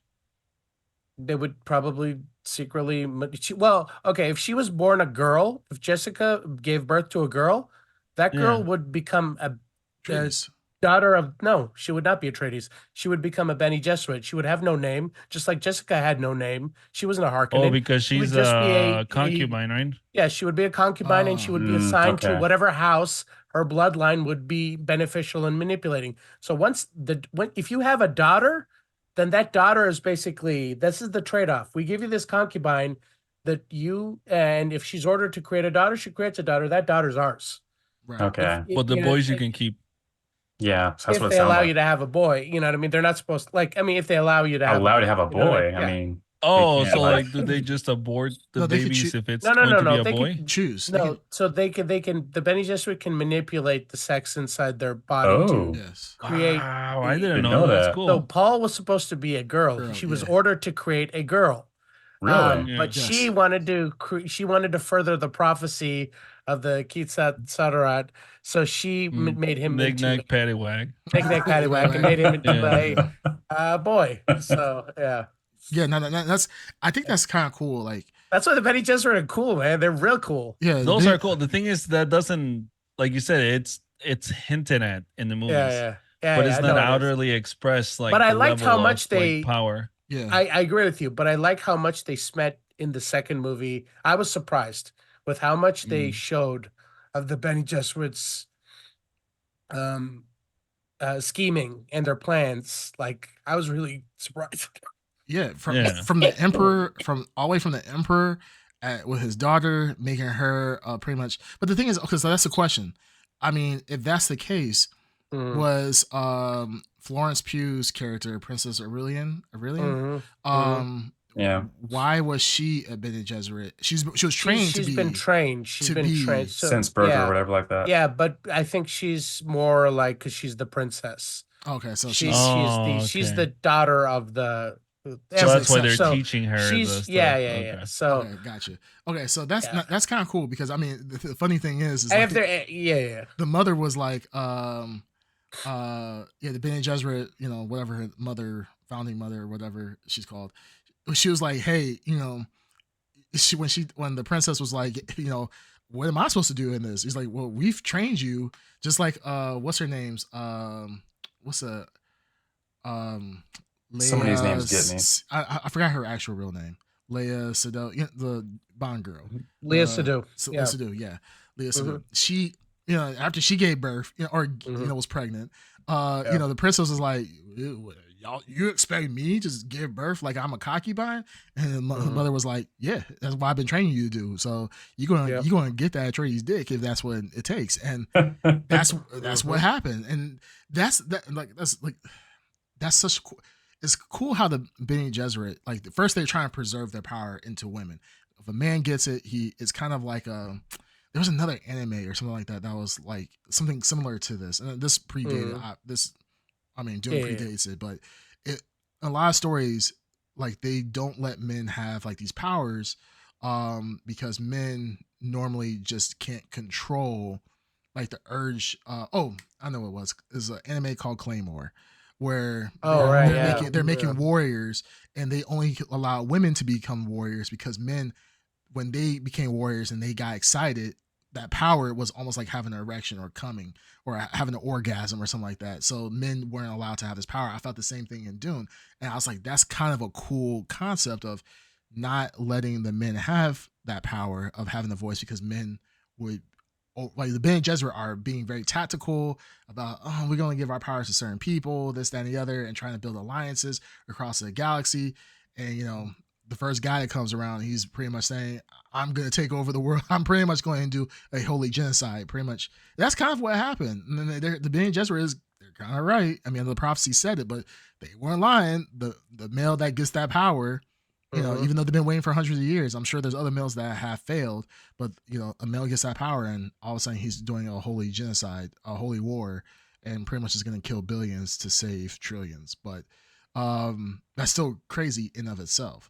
But yeah, now this movie, I mean, so outside of the story, like, obviously, story was phenomenal. I think most people would agree the story was great, with, you know, some things kind of hidden.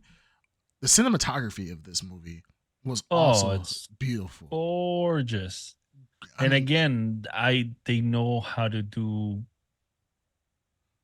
like big machinery that feels real.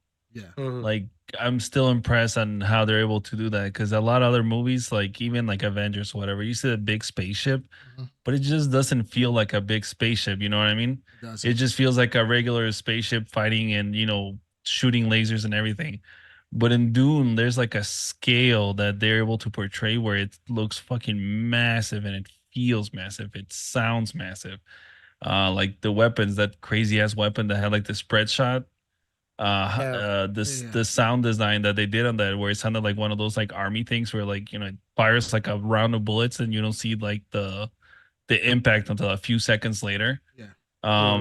It was just yeah, it was insane. I love it. I still can't get over how well they are able to pull off seamless CG where it Mhm. feels like it's part of the movie. It doesn't feel like it was added. It feels natural when you Mhm. see it. That's fair. Yeah. Yeah, the CG to real life props that they use, there's a lot of times you didn't feel like a lot of parts that were CG. Like obviously there's some things are CG. Yeah, I Obviously. mean, you're aware, but it doesn't like stick out. Yeah, It it it's doesn't like take you out. fits. Yeah, Yeah. exactly. Yeah. One of my the favorite scenes cinematography wise, and I think is probably one of the most beautiful shots, was when Paul was going to the temple and he had gotten off his giant sandworm, his elder sandworm, and he's walking to the temple and you see the sandworm like breaching in the background and it's kind of like just rearing itself up to go back into the sand.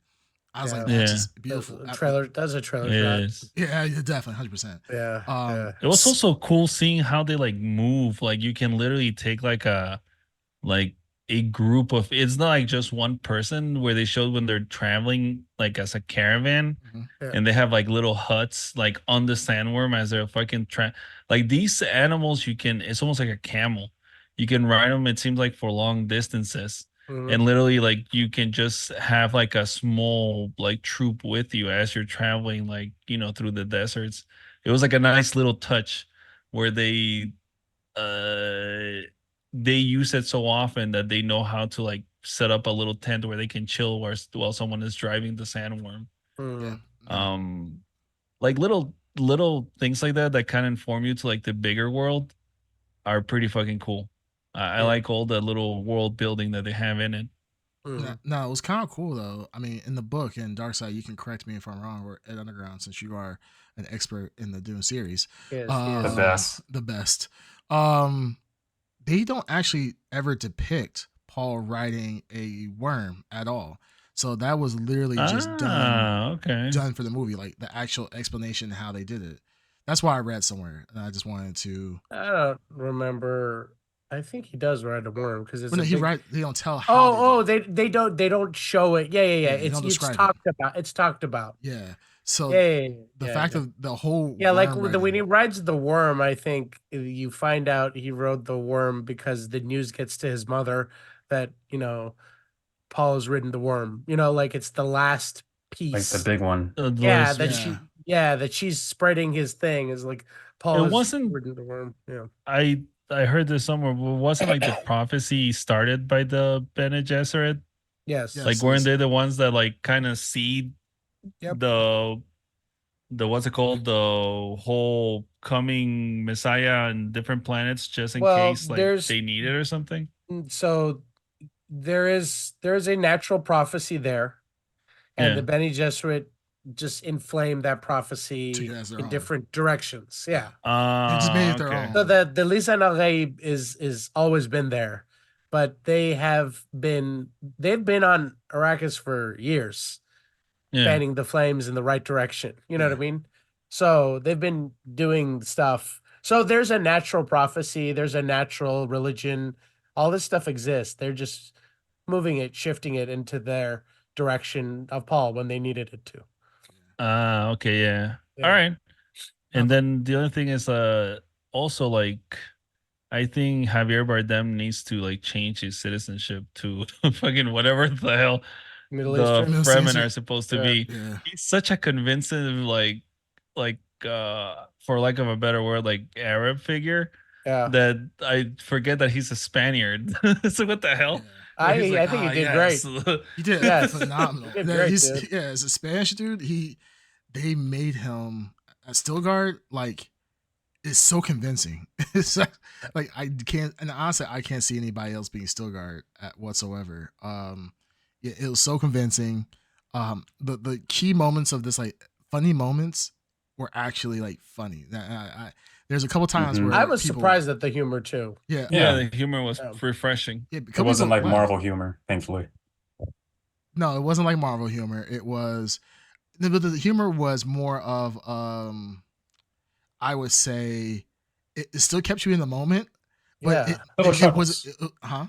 Little chuckles, I would Yeah, say. it was all context Yeah. of what was going on, and you have Stilgar who, when you first meet him, was very stoic to himself, and then as Paul became Fremen, he opened up, and you see how goofy of a almost a fanatic, almost a religious Mhm. fanatic, like Paul farts, and he's like, "That's what does Elisa It is written. It's written." He would do the exact same. He's so humble. He's saying he's humble, just like the Lisa Al would do. It's just like it's Yeah. hilarious, but it is kind of a tale of fanaticism, right? It's like a dire warning of like blindly following Yeah, fucking charismatic leaders. because To a holy war. to a holy war. But the thing is, Paul is really not the Lisa Al Gaib that was originally discussed. Like like Darkseid said, now this is why I took, is that he's not really the Lisa Al Gaib. He's just what the Bene Gesserit has twisted their prophecy from their religion into something that will benefit them and benefits Paul and Atreides. So it's crazy. That's how I took it. Yeah, I think that's just how it is, and I think it's amazing that with when you have Stilgard, you have a guy who is so I don't want to keep saying fanatic, but so deep into this prophecy that he is willing to believe anything that even remotely resembles um the fruition of this prophecy. And I get it. Like, I mean, as imagine anybody in the religion, Muslim, Christian, whatever, Buddhist, if you see the person that's prophesized to you, everybody will go crazy. Like, you want to believe that. You want to, if you really believe that's going to happen and that truly happened, you will go absolutely insane. So I totally get it. But it's just crazy that you can, we can make fun of it ourselves, but when apply it to the real world, it's kind of, you can see how that fanaticism can grow from the perspective of not in the perspective. You can see the fanaticism, From how a it can thought change. into a whole. Well, someone's interpretation. I would say someone's interpretation, how they can corrupt a prophecy to be something that they want it to be and suit them. And while Paul might fit a lot of, maybe dark side. I mean, does Paul ever get the haven? Is he the Messiah? The promised Is Paul the land Messiah? and Arrakis? Does he get that for them? Do you know? This is like spoilers for. Maybe don't spoil it. Maybe don't spoil it. Yeah. But you just don't know if Paul is actually that person that's going to give him that promised land and Arrakis and all this other stuff. So, Paul is seeing the future. He's seeing a path. He just doesn't understand what he's fully seeing at this time. I thought that too. He could be a catalyst for if there is a real, I don't know, one or whatever. That story is like it's not as clean. It's very complex, and even I'm not going to say that, hey, it's great. It gets a little dumb at times. So, but the simplicity of the first 3-4 books is like the best of the whole series. Yeah, from what I've heard, it's just like the end result is that, from people that have read the books and try not to spoil it for me, is that Paul in his mind thinks that he's killing billions he has potential to kill billions to save trillions, and that was kind of what the people that have read the books have told me, and they're just like, hey, Paul is truly, like, he truly can see the future, like you said. He's choosing the best path that might hurt people close to him, but he thinks it's the best path for him and for the future of everybody. So he's more of a selfish Thanos, then, in a way. Almost like a martyr, I guess. Yeah, they didn't get into the whole thing of prescience. There's this whole thing about Mm. prescience, Mhm. and they didn't get into that into the. That's about like, manipulating the future to what you want it to be. Mhm. Is a whole thing. It's But a better Madam Web. yeah. Well- There's actually some Madam Web in that. Yeah, that's Yeah. fair. Yeah. That's fair. So So The whole presence thing is like Madam Web's power in a way, but better. So I mean, we've heard from the three of us. Like, how did you view the storyline? Like, what did you take away from like the themes that were going on, or do you think there was a theme going on? And what was your overall impression of like the cinematography and everything else? were you asking me, No, Ed. Ed? Oh, you're asking me? Yeah, Yeah. the I underground. could have Yes. I could have sworn I heard you say Syed, but No, what I was the said- question again? I said He said Ed. He the said Ed. Ed. Never Oh. mind. Anyways, No, so I can answer it because I had About- thoughts because I was interrupted earlier. So Ed, as you know, Sweet Baby had a big part to play in this Sweet movie. Baby. oh, they Uh, wish they did. They wish they did. All right, so go ahead. Go ahead and But- start cooking. What? Sweet Baby wasn't a part of this. No, Ed. Let's talk about Dune 2. Oh, so Dune 2. Yes. So I went like with Dune 1, I went into this movie not knowing anything about anything about the books. I did see the first original movie, but barely remember it. I love the cinematography. I think in every scene, it felt like I was like transported to a new place. It almost had the same effect as me in Star Wars. How Star Wars, it's very a large scope of different worlds, different creatures. In Dune, it felt like I was transported into a different world of almost like a religious type, ancient world in a way, if that makes any sense. A lot of religion going on. I got creeped out a few times when they did the uh, I'll call it seance or whatever with the mother and how she became what did she become again? Reverend. Is it A reverend. Reverend Mother? Yeah. Or Yeah. whatever. I didn't see that coming. She went from a normal mother to a manipulative religious freak. And just the growth also with Paul.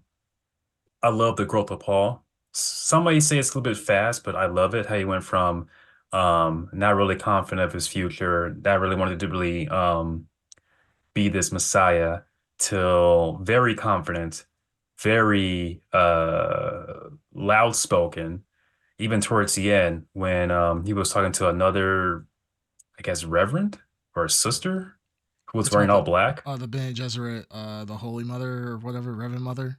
Yeah, Re- and the he's Bene Gesserit Reverend Mother. yeah, I forgot the exact words he said, but the amount of confidence and passion of what maybe he doesn't Totally. believe that he's a Messiah, but he He believes told her shut in- up. First, he told her He shut said up. Yeah. silence. He said Silence, yeah.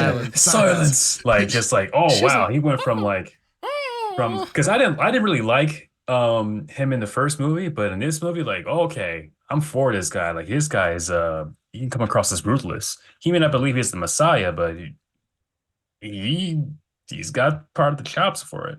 Hmm.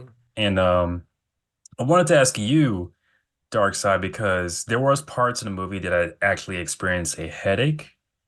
Yeah, you look pretty rough getting out of Yeah. the movie, bud. Get it. Yeah, so I may have missed this part, but in one scene when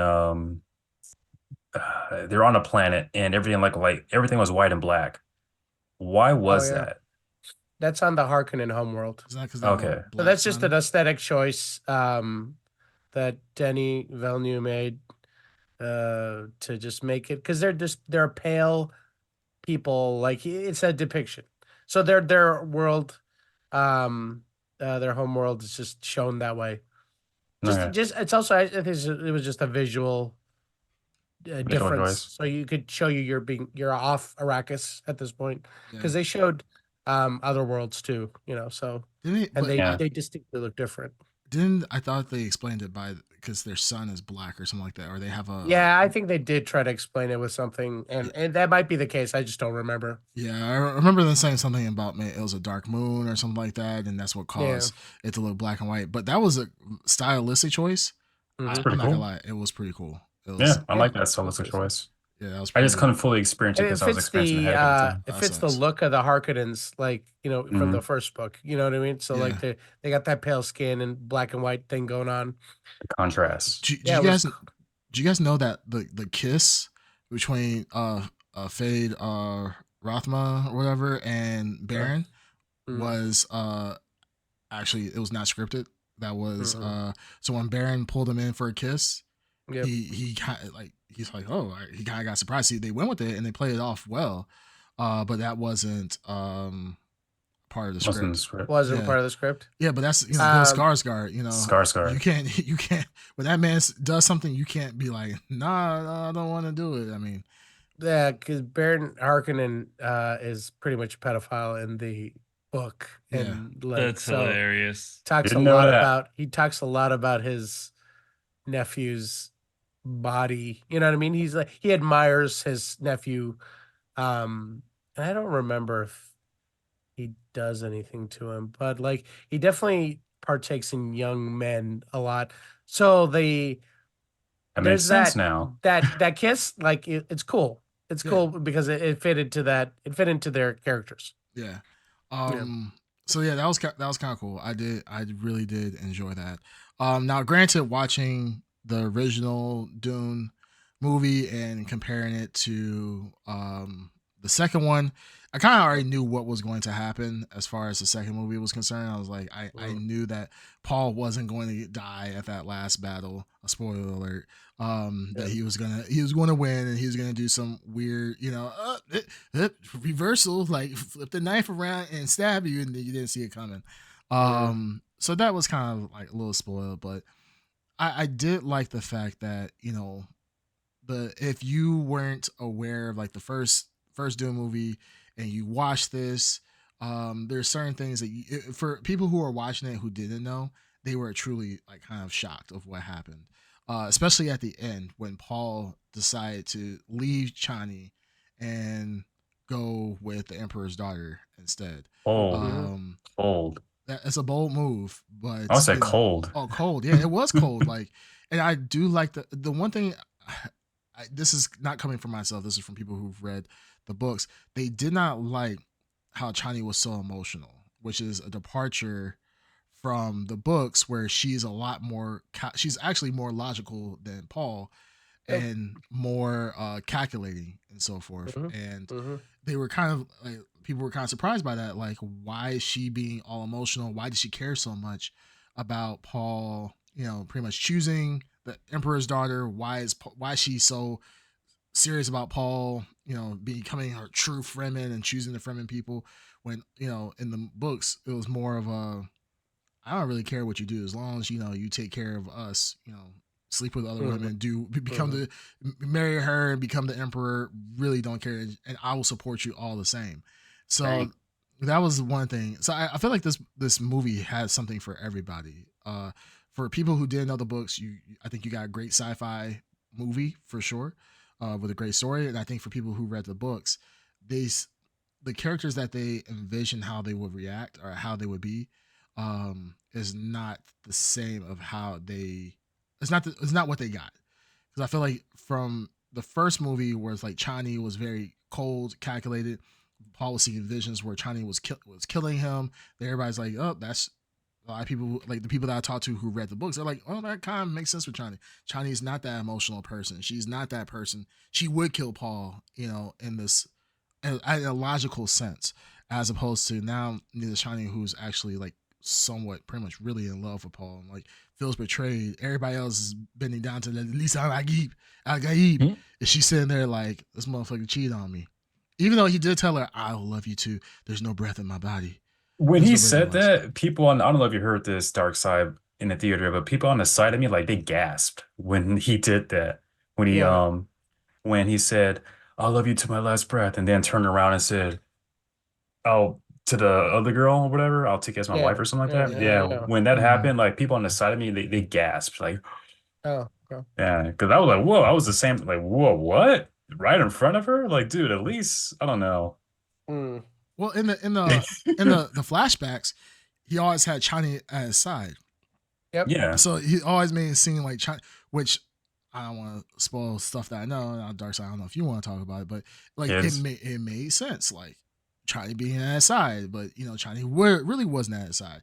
And then all of a sudden, now she just kind of just did her own thing, like, my feelings are hurt, and I'm gonna jump on my sandworm while everybody's going in space. Like that's kind of what happened. So, yeah, that's that. Like I said, it was enough for everybody. Like I said, people who read the It books, was. they're like, hey, that's cool. A little bit different than what we expected. Um, I know Dune 3 has not been greenlit yet officially. Um, I think Daniel. But they really Dennis. tried hard to, like, so when I went into this movie, I didn't know if they would do a third. But excuse me. Things like Anna Taylor-Joy casting her Yeah, obviously means that they want, because her character plays a big part of the third movie, right. third book, right? So, third and fourth book. So, Well, this. so So Oh, this go ahead. book, well, not book, this movie won't be out till like years from now if they do a third movie. well, yeah, that and the betrayal, like, or not betrayal, like Cheney just going in her own way, which Mm. clearly set up, they set up a kind of a cliffhanger, like a light Yeah. cliffhanger. So I was kind of surprised by that. So there's no doubt that they're trying to make a third movie. So, Well, I have a question for you guys. That fight scene at the end, mhm. I thought it was too quick also, but then I thought, maybe I felt it was too quick because maybe we've been so used to Marvel, how their fight scenes could Yeah. last forever. Do Mhm. you think it's because of that it felt so quick? I personally don't think it was too quick. I think it was just right. And I say this not even to start an argument. I feel as if we put too much emphasis on Marvel. Like Marvel didn't change the landscape of fight scenes. It didn't change the landscape of all, like, movies are movies, and we've seen fight Movies are scenes. movies, but there's a formula that a lot of people follow. But I don't think I don't think the Marvel fight scene is the formula. No, I don't think I they did. think. Oh no, they No, didn't. it's not. But it's synonymous with them because they popularized it. Yeah. Yeah, Um, I think no, it's you're right. fine. But all like the fights really don't take long in Dune because even watching the first one when he killed that guy of Jamie. the Fremen, Yeah, yeah, Jamie. that was a Yeah. quick fight. It didn't take that long. We gotta The think about fights it. are fairly quick in Dune. They're not, especially duels. Yeah, but Yeah. I think we need to think about it in real world, in world terms. Like fights are not going to go on for 15 minutes where you're sitting there, especially like with bladed weapons, you have nothing to protect you outside of that force field. But like as what's his name, Gurney said, it's a slow knife that kills you, not the fast one. So honestly, like the combat doesn't have to be dragged out. This is literally one-on-one combat, and like a lot of the combat that we've seen, like the big scenes have either, I mean, they've been either big fight scenes or it's just been one-on-one combat. I think this was perfectly fine. You have two skilled, pretty much killers. I mean, Paul's a killer for sure. Yeah.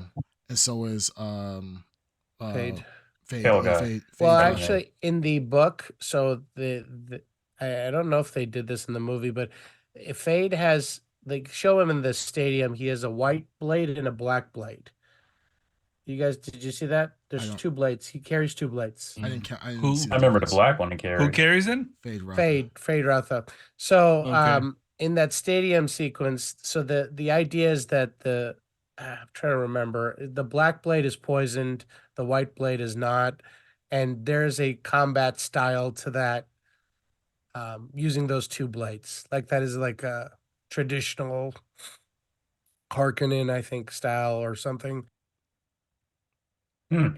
And in that final fight, it's been a while since I read the book, but there is some kind of deception happening with a poisoned blade. Like Fade is also wielding a poisoned blade. Gotcha. Okay, Ah, so okay. and he's not supposed to be, or there's some black white blade switch up. I forgot. There's something that happens in that final fight with Paul. That would have been And- cool. That would have And been cool. If they would do that. I only bring this up because the knife fight with Fade is far more dramatic in the book because there's a lot of mental, Inner dialogue. yeah, like anime style where Paul is trying to deduce, Mhm. is this a poisoned blade or not? Mhm. And it is a poisoned blade, and it's like a plan within a plan fight. So in my mind, that fight is huge. I love that fight in the book, but in the movie, it is fast. You're right. Yeah. But there's a lot going on there. Yeah, I just like the fact that the combat was fast. While the whole fight scene wasn't fast, it wasn't like, hiya, on guard, you swine. It was, a lot of they were in close range. I mean, they were literally. I mean, think about like having a pocket knife and you're just trying to stab the other person and kill them as quick as possible. Having a whole the- dialogue while fighting. Yeah, In the Sci-Fi Channel, like miniseries Mhm. Children of that Dune. came out, yeah, in the 2000s. Look up, just look up the scene where they fight. I mean, it's a miniseries in the 2000s, so take it for a grain of salt. But Sure. they have these cool.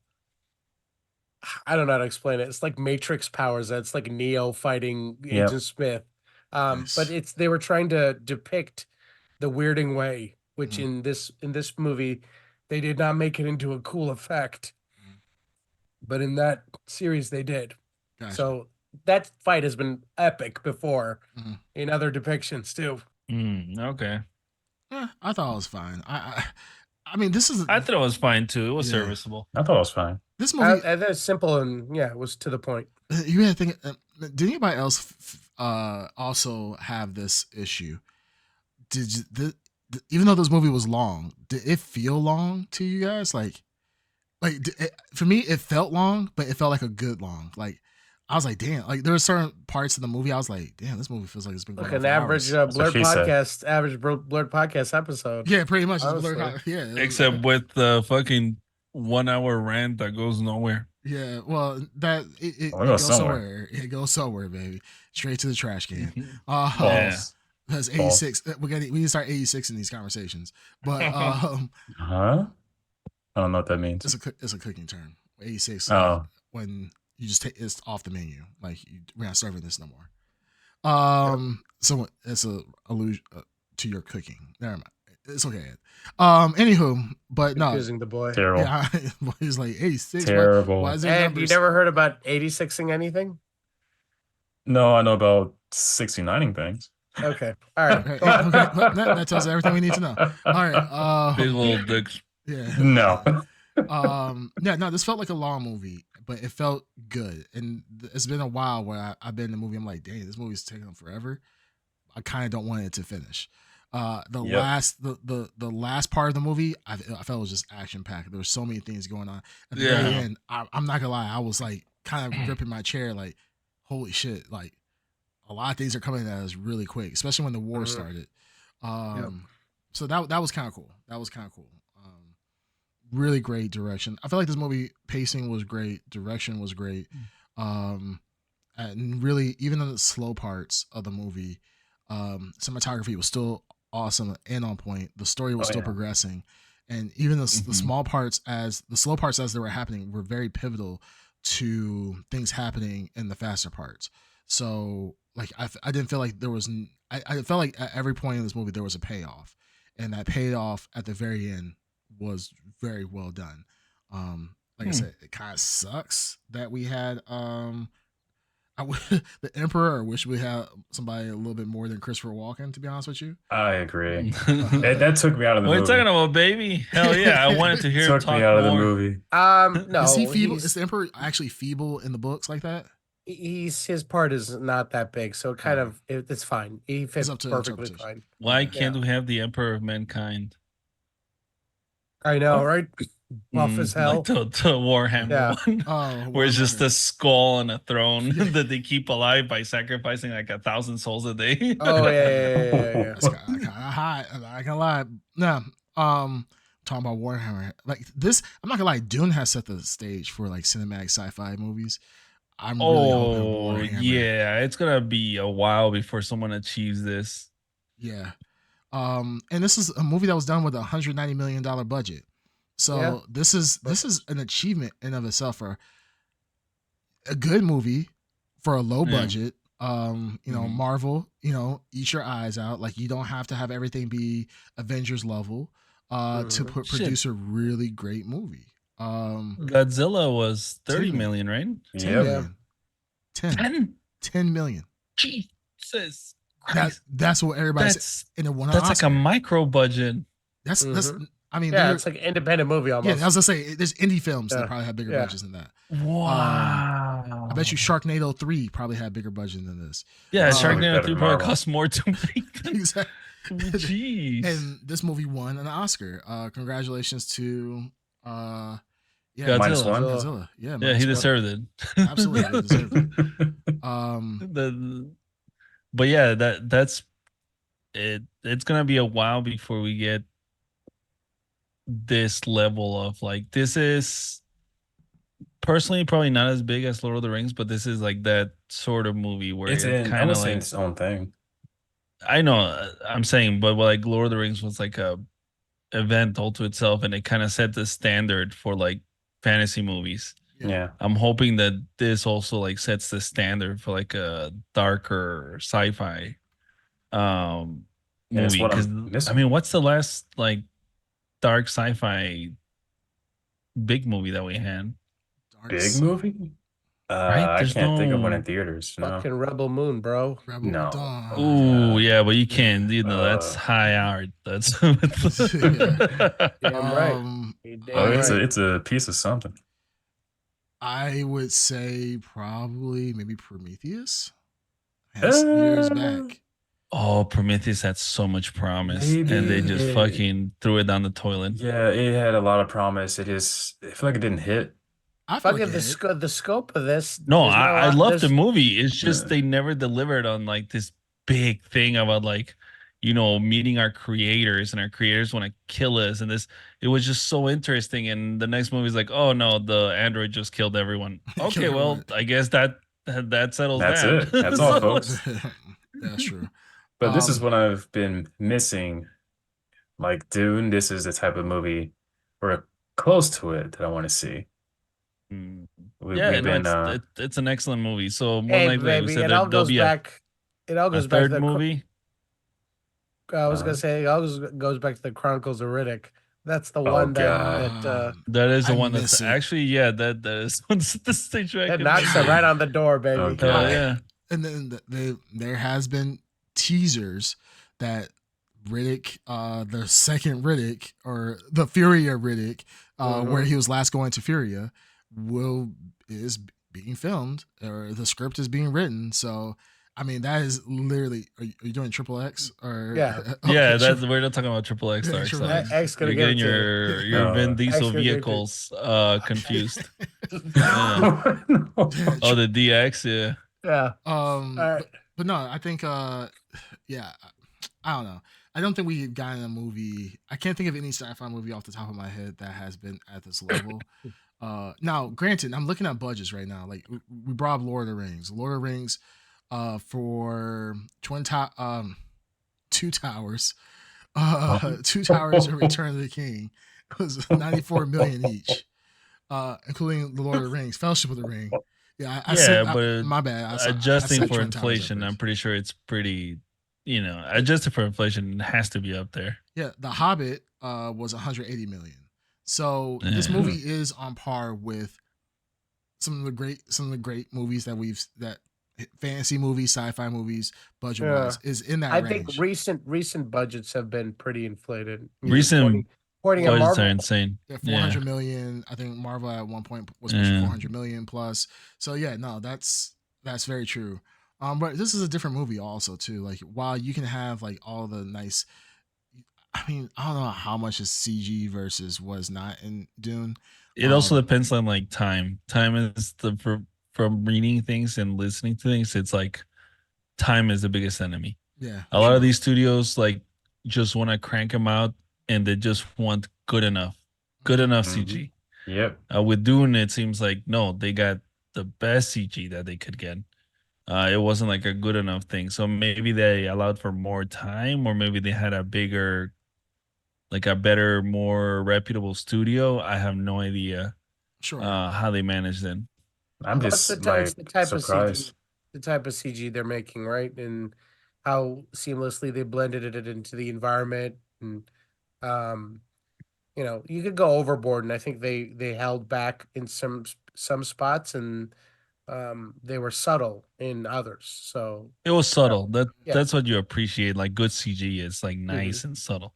Yeah. It's not, it's not as apparent. It was I mean- complementary to the the setting and the sets and the It designs blended in and very well. Yeah. yeah, rather than it being in the forefront.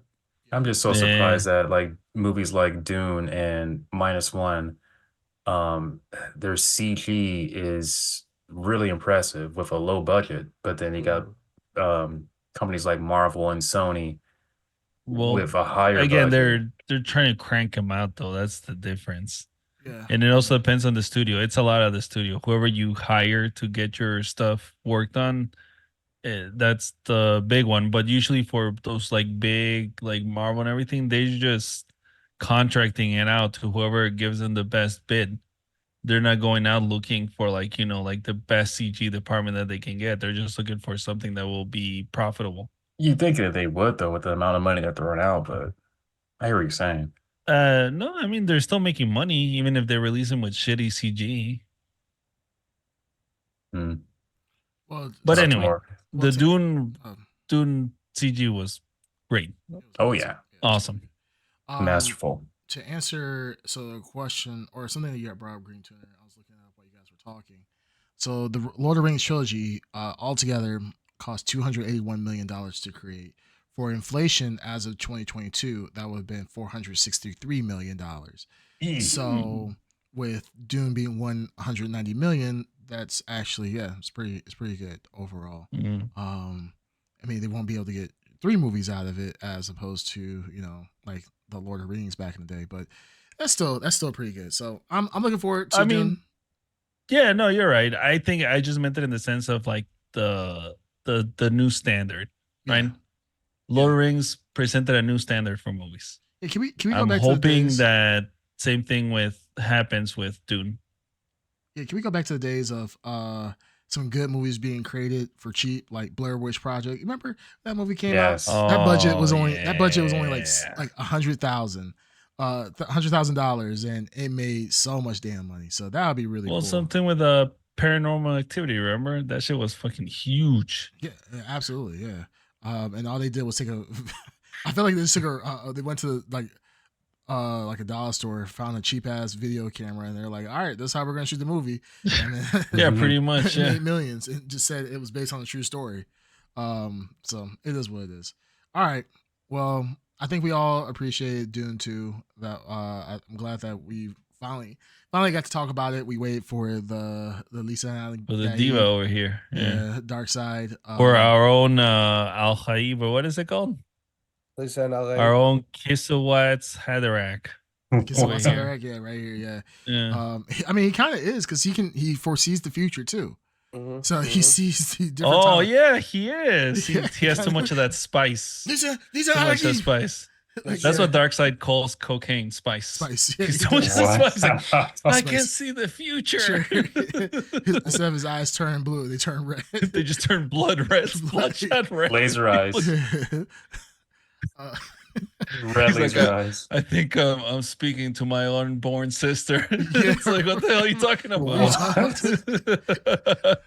dude, that's just your stomach rumbling. No. Oh my goodness. And that's actually for somebody that didn't read the book, by the way. I thought Yeah. that Jessica was tripping off Spice the entire time. When she was talking to her Oh. stomach, I was like, "Yo, she ain't really talking to nobody." Until we heard the voice at the end, Mhm. and I was Yeah. like, "Holy shit! They really the baby can talk." And then I got explained Yeah. to me what the baby was and why the baby came to Yeah. be. And I was like, "Oh, okay, now it's starting to make sense." Abomination. Abomination Mhm. and everything else. But yeah, no, I'm not gonna lie. I was like, dude, like, I'm like, she's really tripping balls off that Spice. I kind of want some now. 'Cause I feel like Spice is like the same color as Cinnamon Toast Crunch. So I'm kind of like, Yeah. damn, this And shit. what what does the fucking like tropical fruit punch venom do? The one that it's Oh, like the Kool-Aid? the Kool-Aid, the blue Yeah. Kool-Aid that Yeah. they pour. I would've- It's like I would've- crystal Or the Gatorade or clear. whatever. I would have fucked up and died. I'd be like, oh Hell yeah. shit. I'm like, I'm thirsty as hell. Like, Yeah, there's it's like, no- God damn, they got the blue Powerade here. Give me that shit. That's like pure. That's like the purest source of Worm you, piss. you die if Warm you blood. take it. Only like the Reverend Mother can survive that, or Paul. or women in general, right? Yeah, women. Yeah, or some women die. Yeah. Oh, they do. Oh yeah, you have to be a Bene Gesserit to do it. I'm What's assuming. that? no, the Ben, no, Do you have to be a Ben? No, you what's it don't called? have to be a Benny remember the Gesserit, Fremen, but the you Fremen have old to lady, be. well, she Yeah. survived.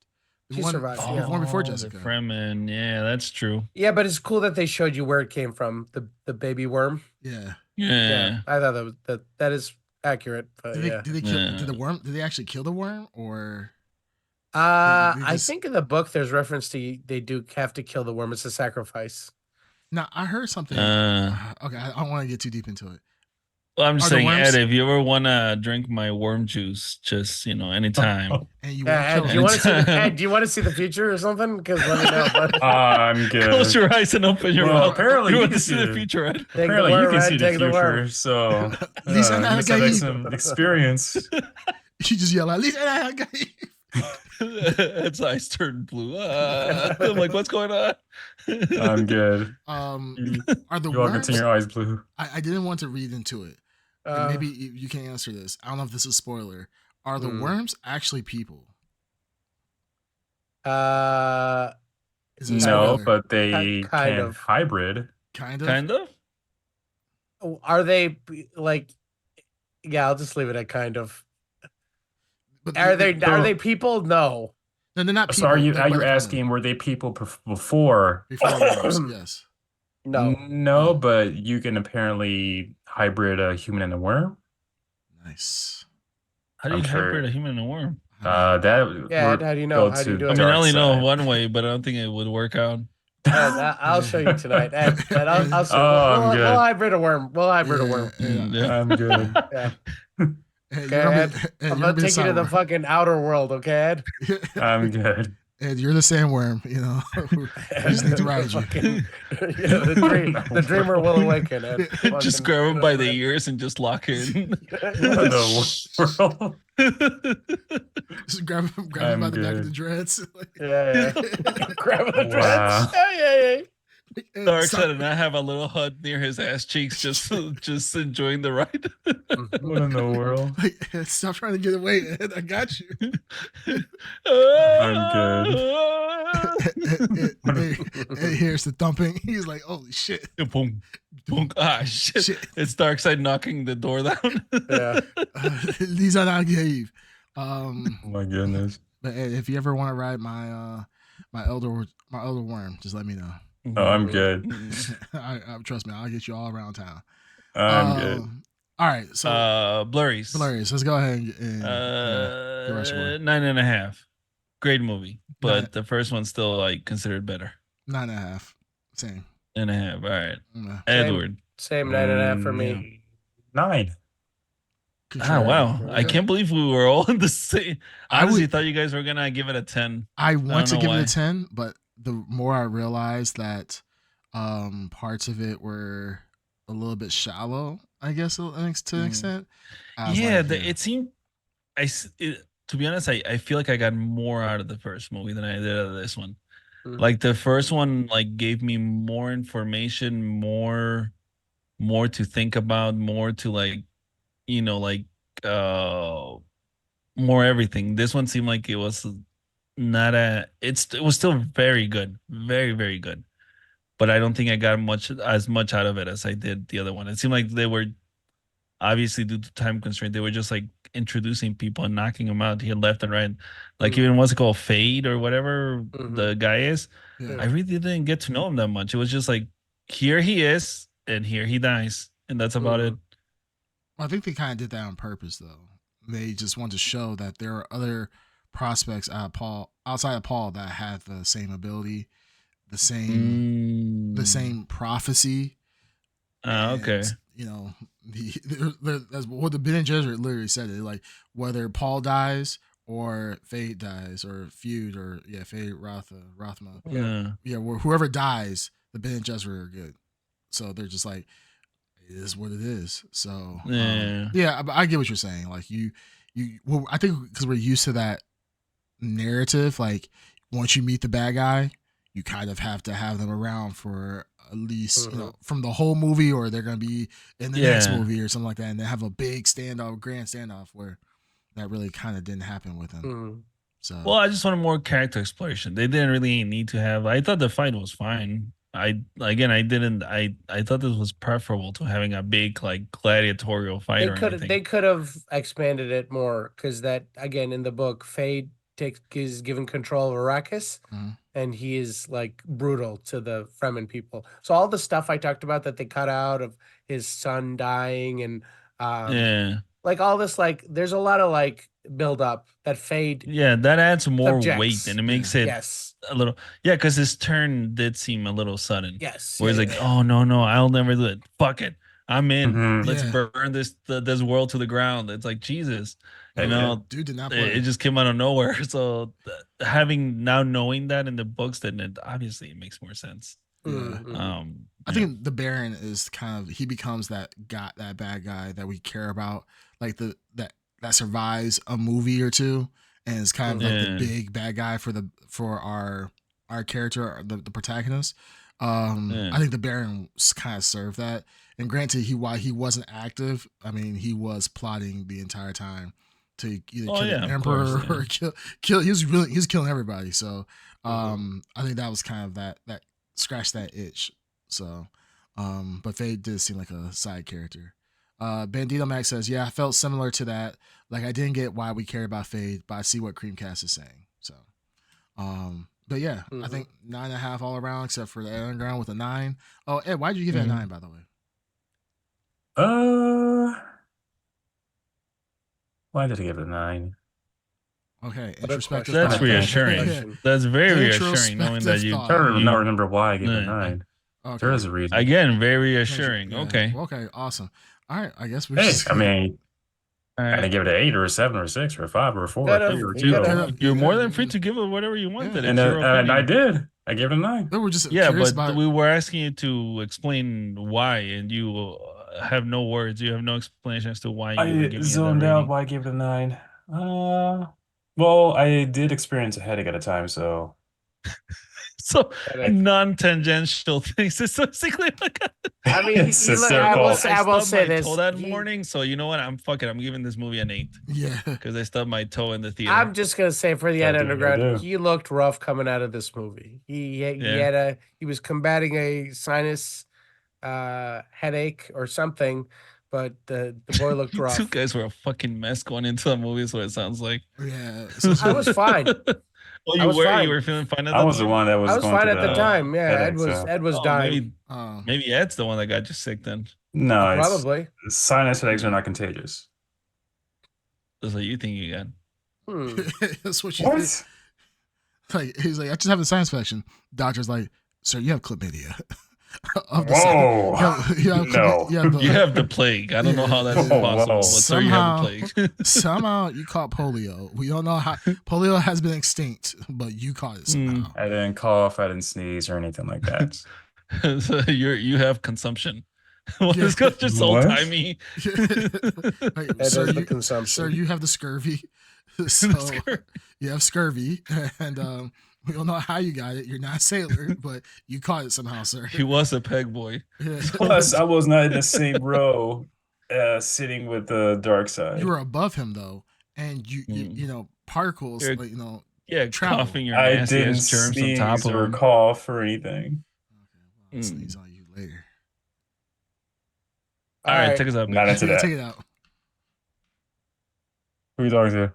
You, buddy. Come on, take us out. Take us out. Oh, okay. Trying to think of a voice. I don't have any voices. No. What's going on, dude? Just take us out. You have take two us voices. out, bro. What the fuck? You know you can get muted, right? I could, yeah. You have two voices. You have your just normal voice and the Joker. So I don't know why you're sitting here like. Hey, you gotta give the Joker a rest. Just do your normal voice. Beavis. Okay, then no, no, don't do no, no. Beavis. And- What else can you do? Beavis.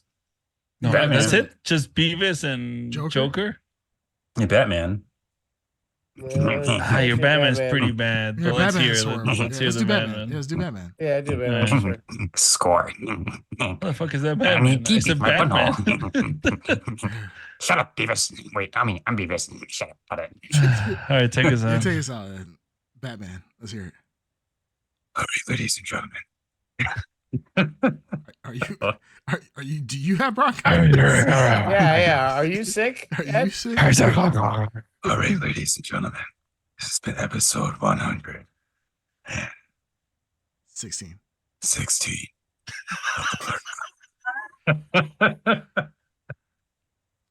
I wonder why he stopped. He stopped. I can see the gears running, just turning You're and like turning. 16. 100 and What was I gonna say? 16. 116. Okay. All right, ladies and gentlemen. This has been 116 of the Blur Podcast. You can find us all on major podcasting platforms. And chat with us live here on twitch.tv/the Blurred Podcast. Until next time, catch you later. Blur you later. I'm gonna call you on. I need pee my butthole. Bandito Max said, Later. hot ass breath in my ear. Yeah, no shit. All right, blur you guys later. Blur you Blur you later. Later.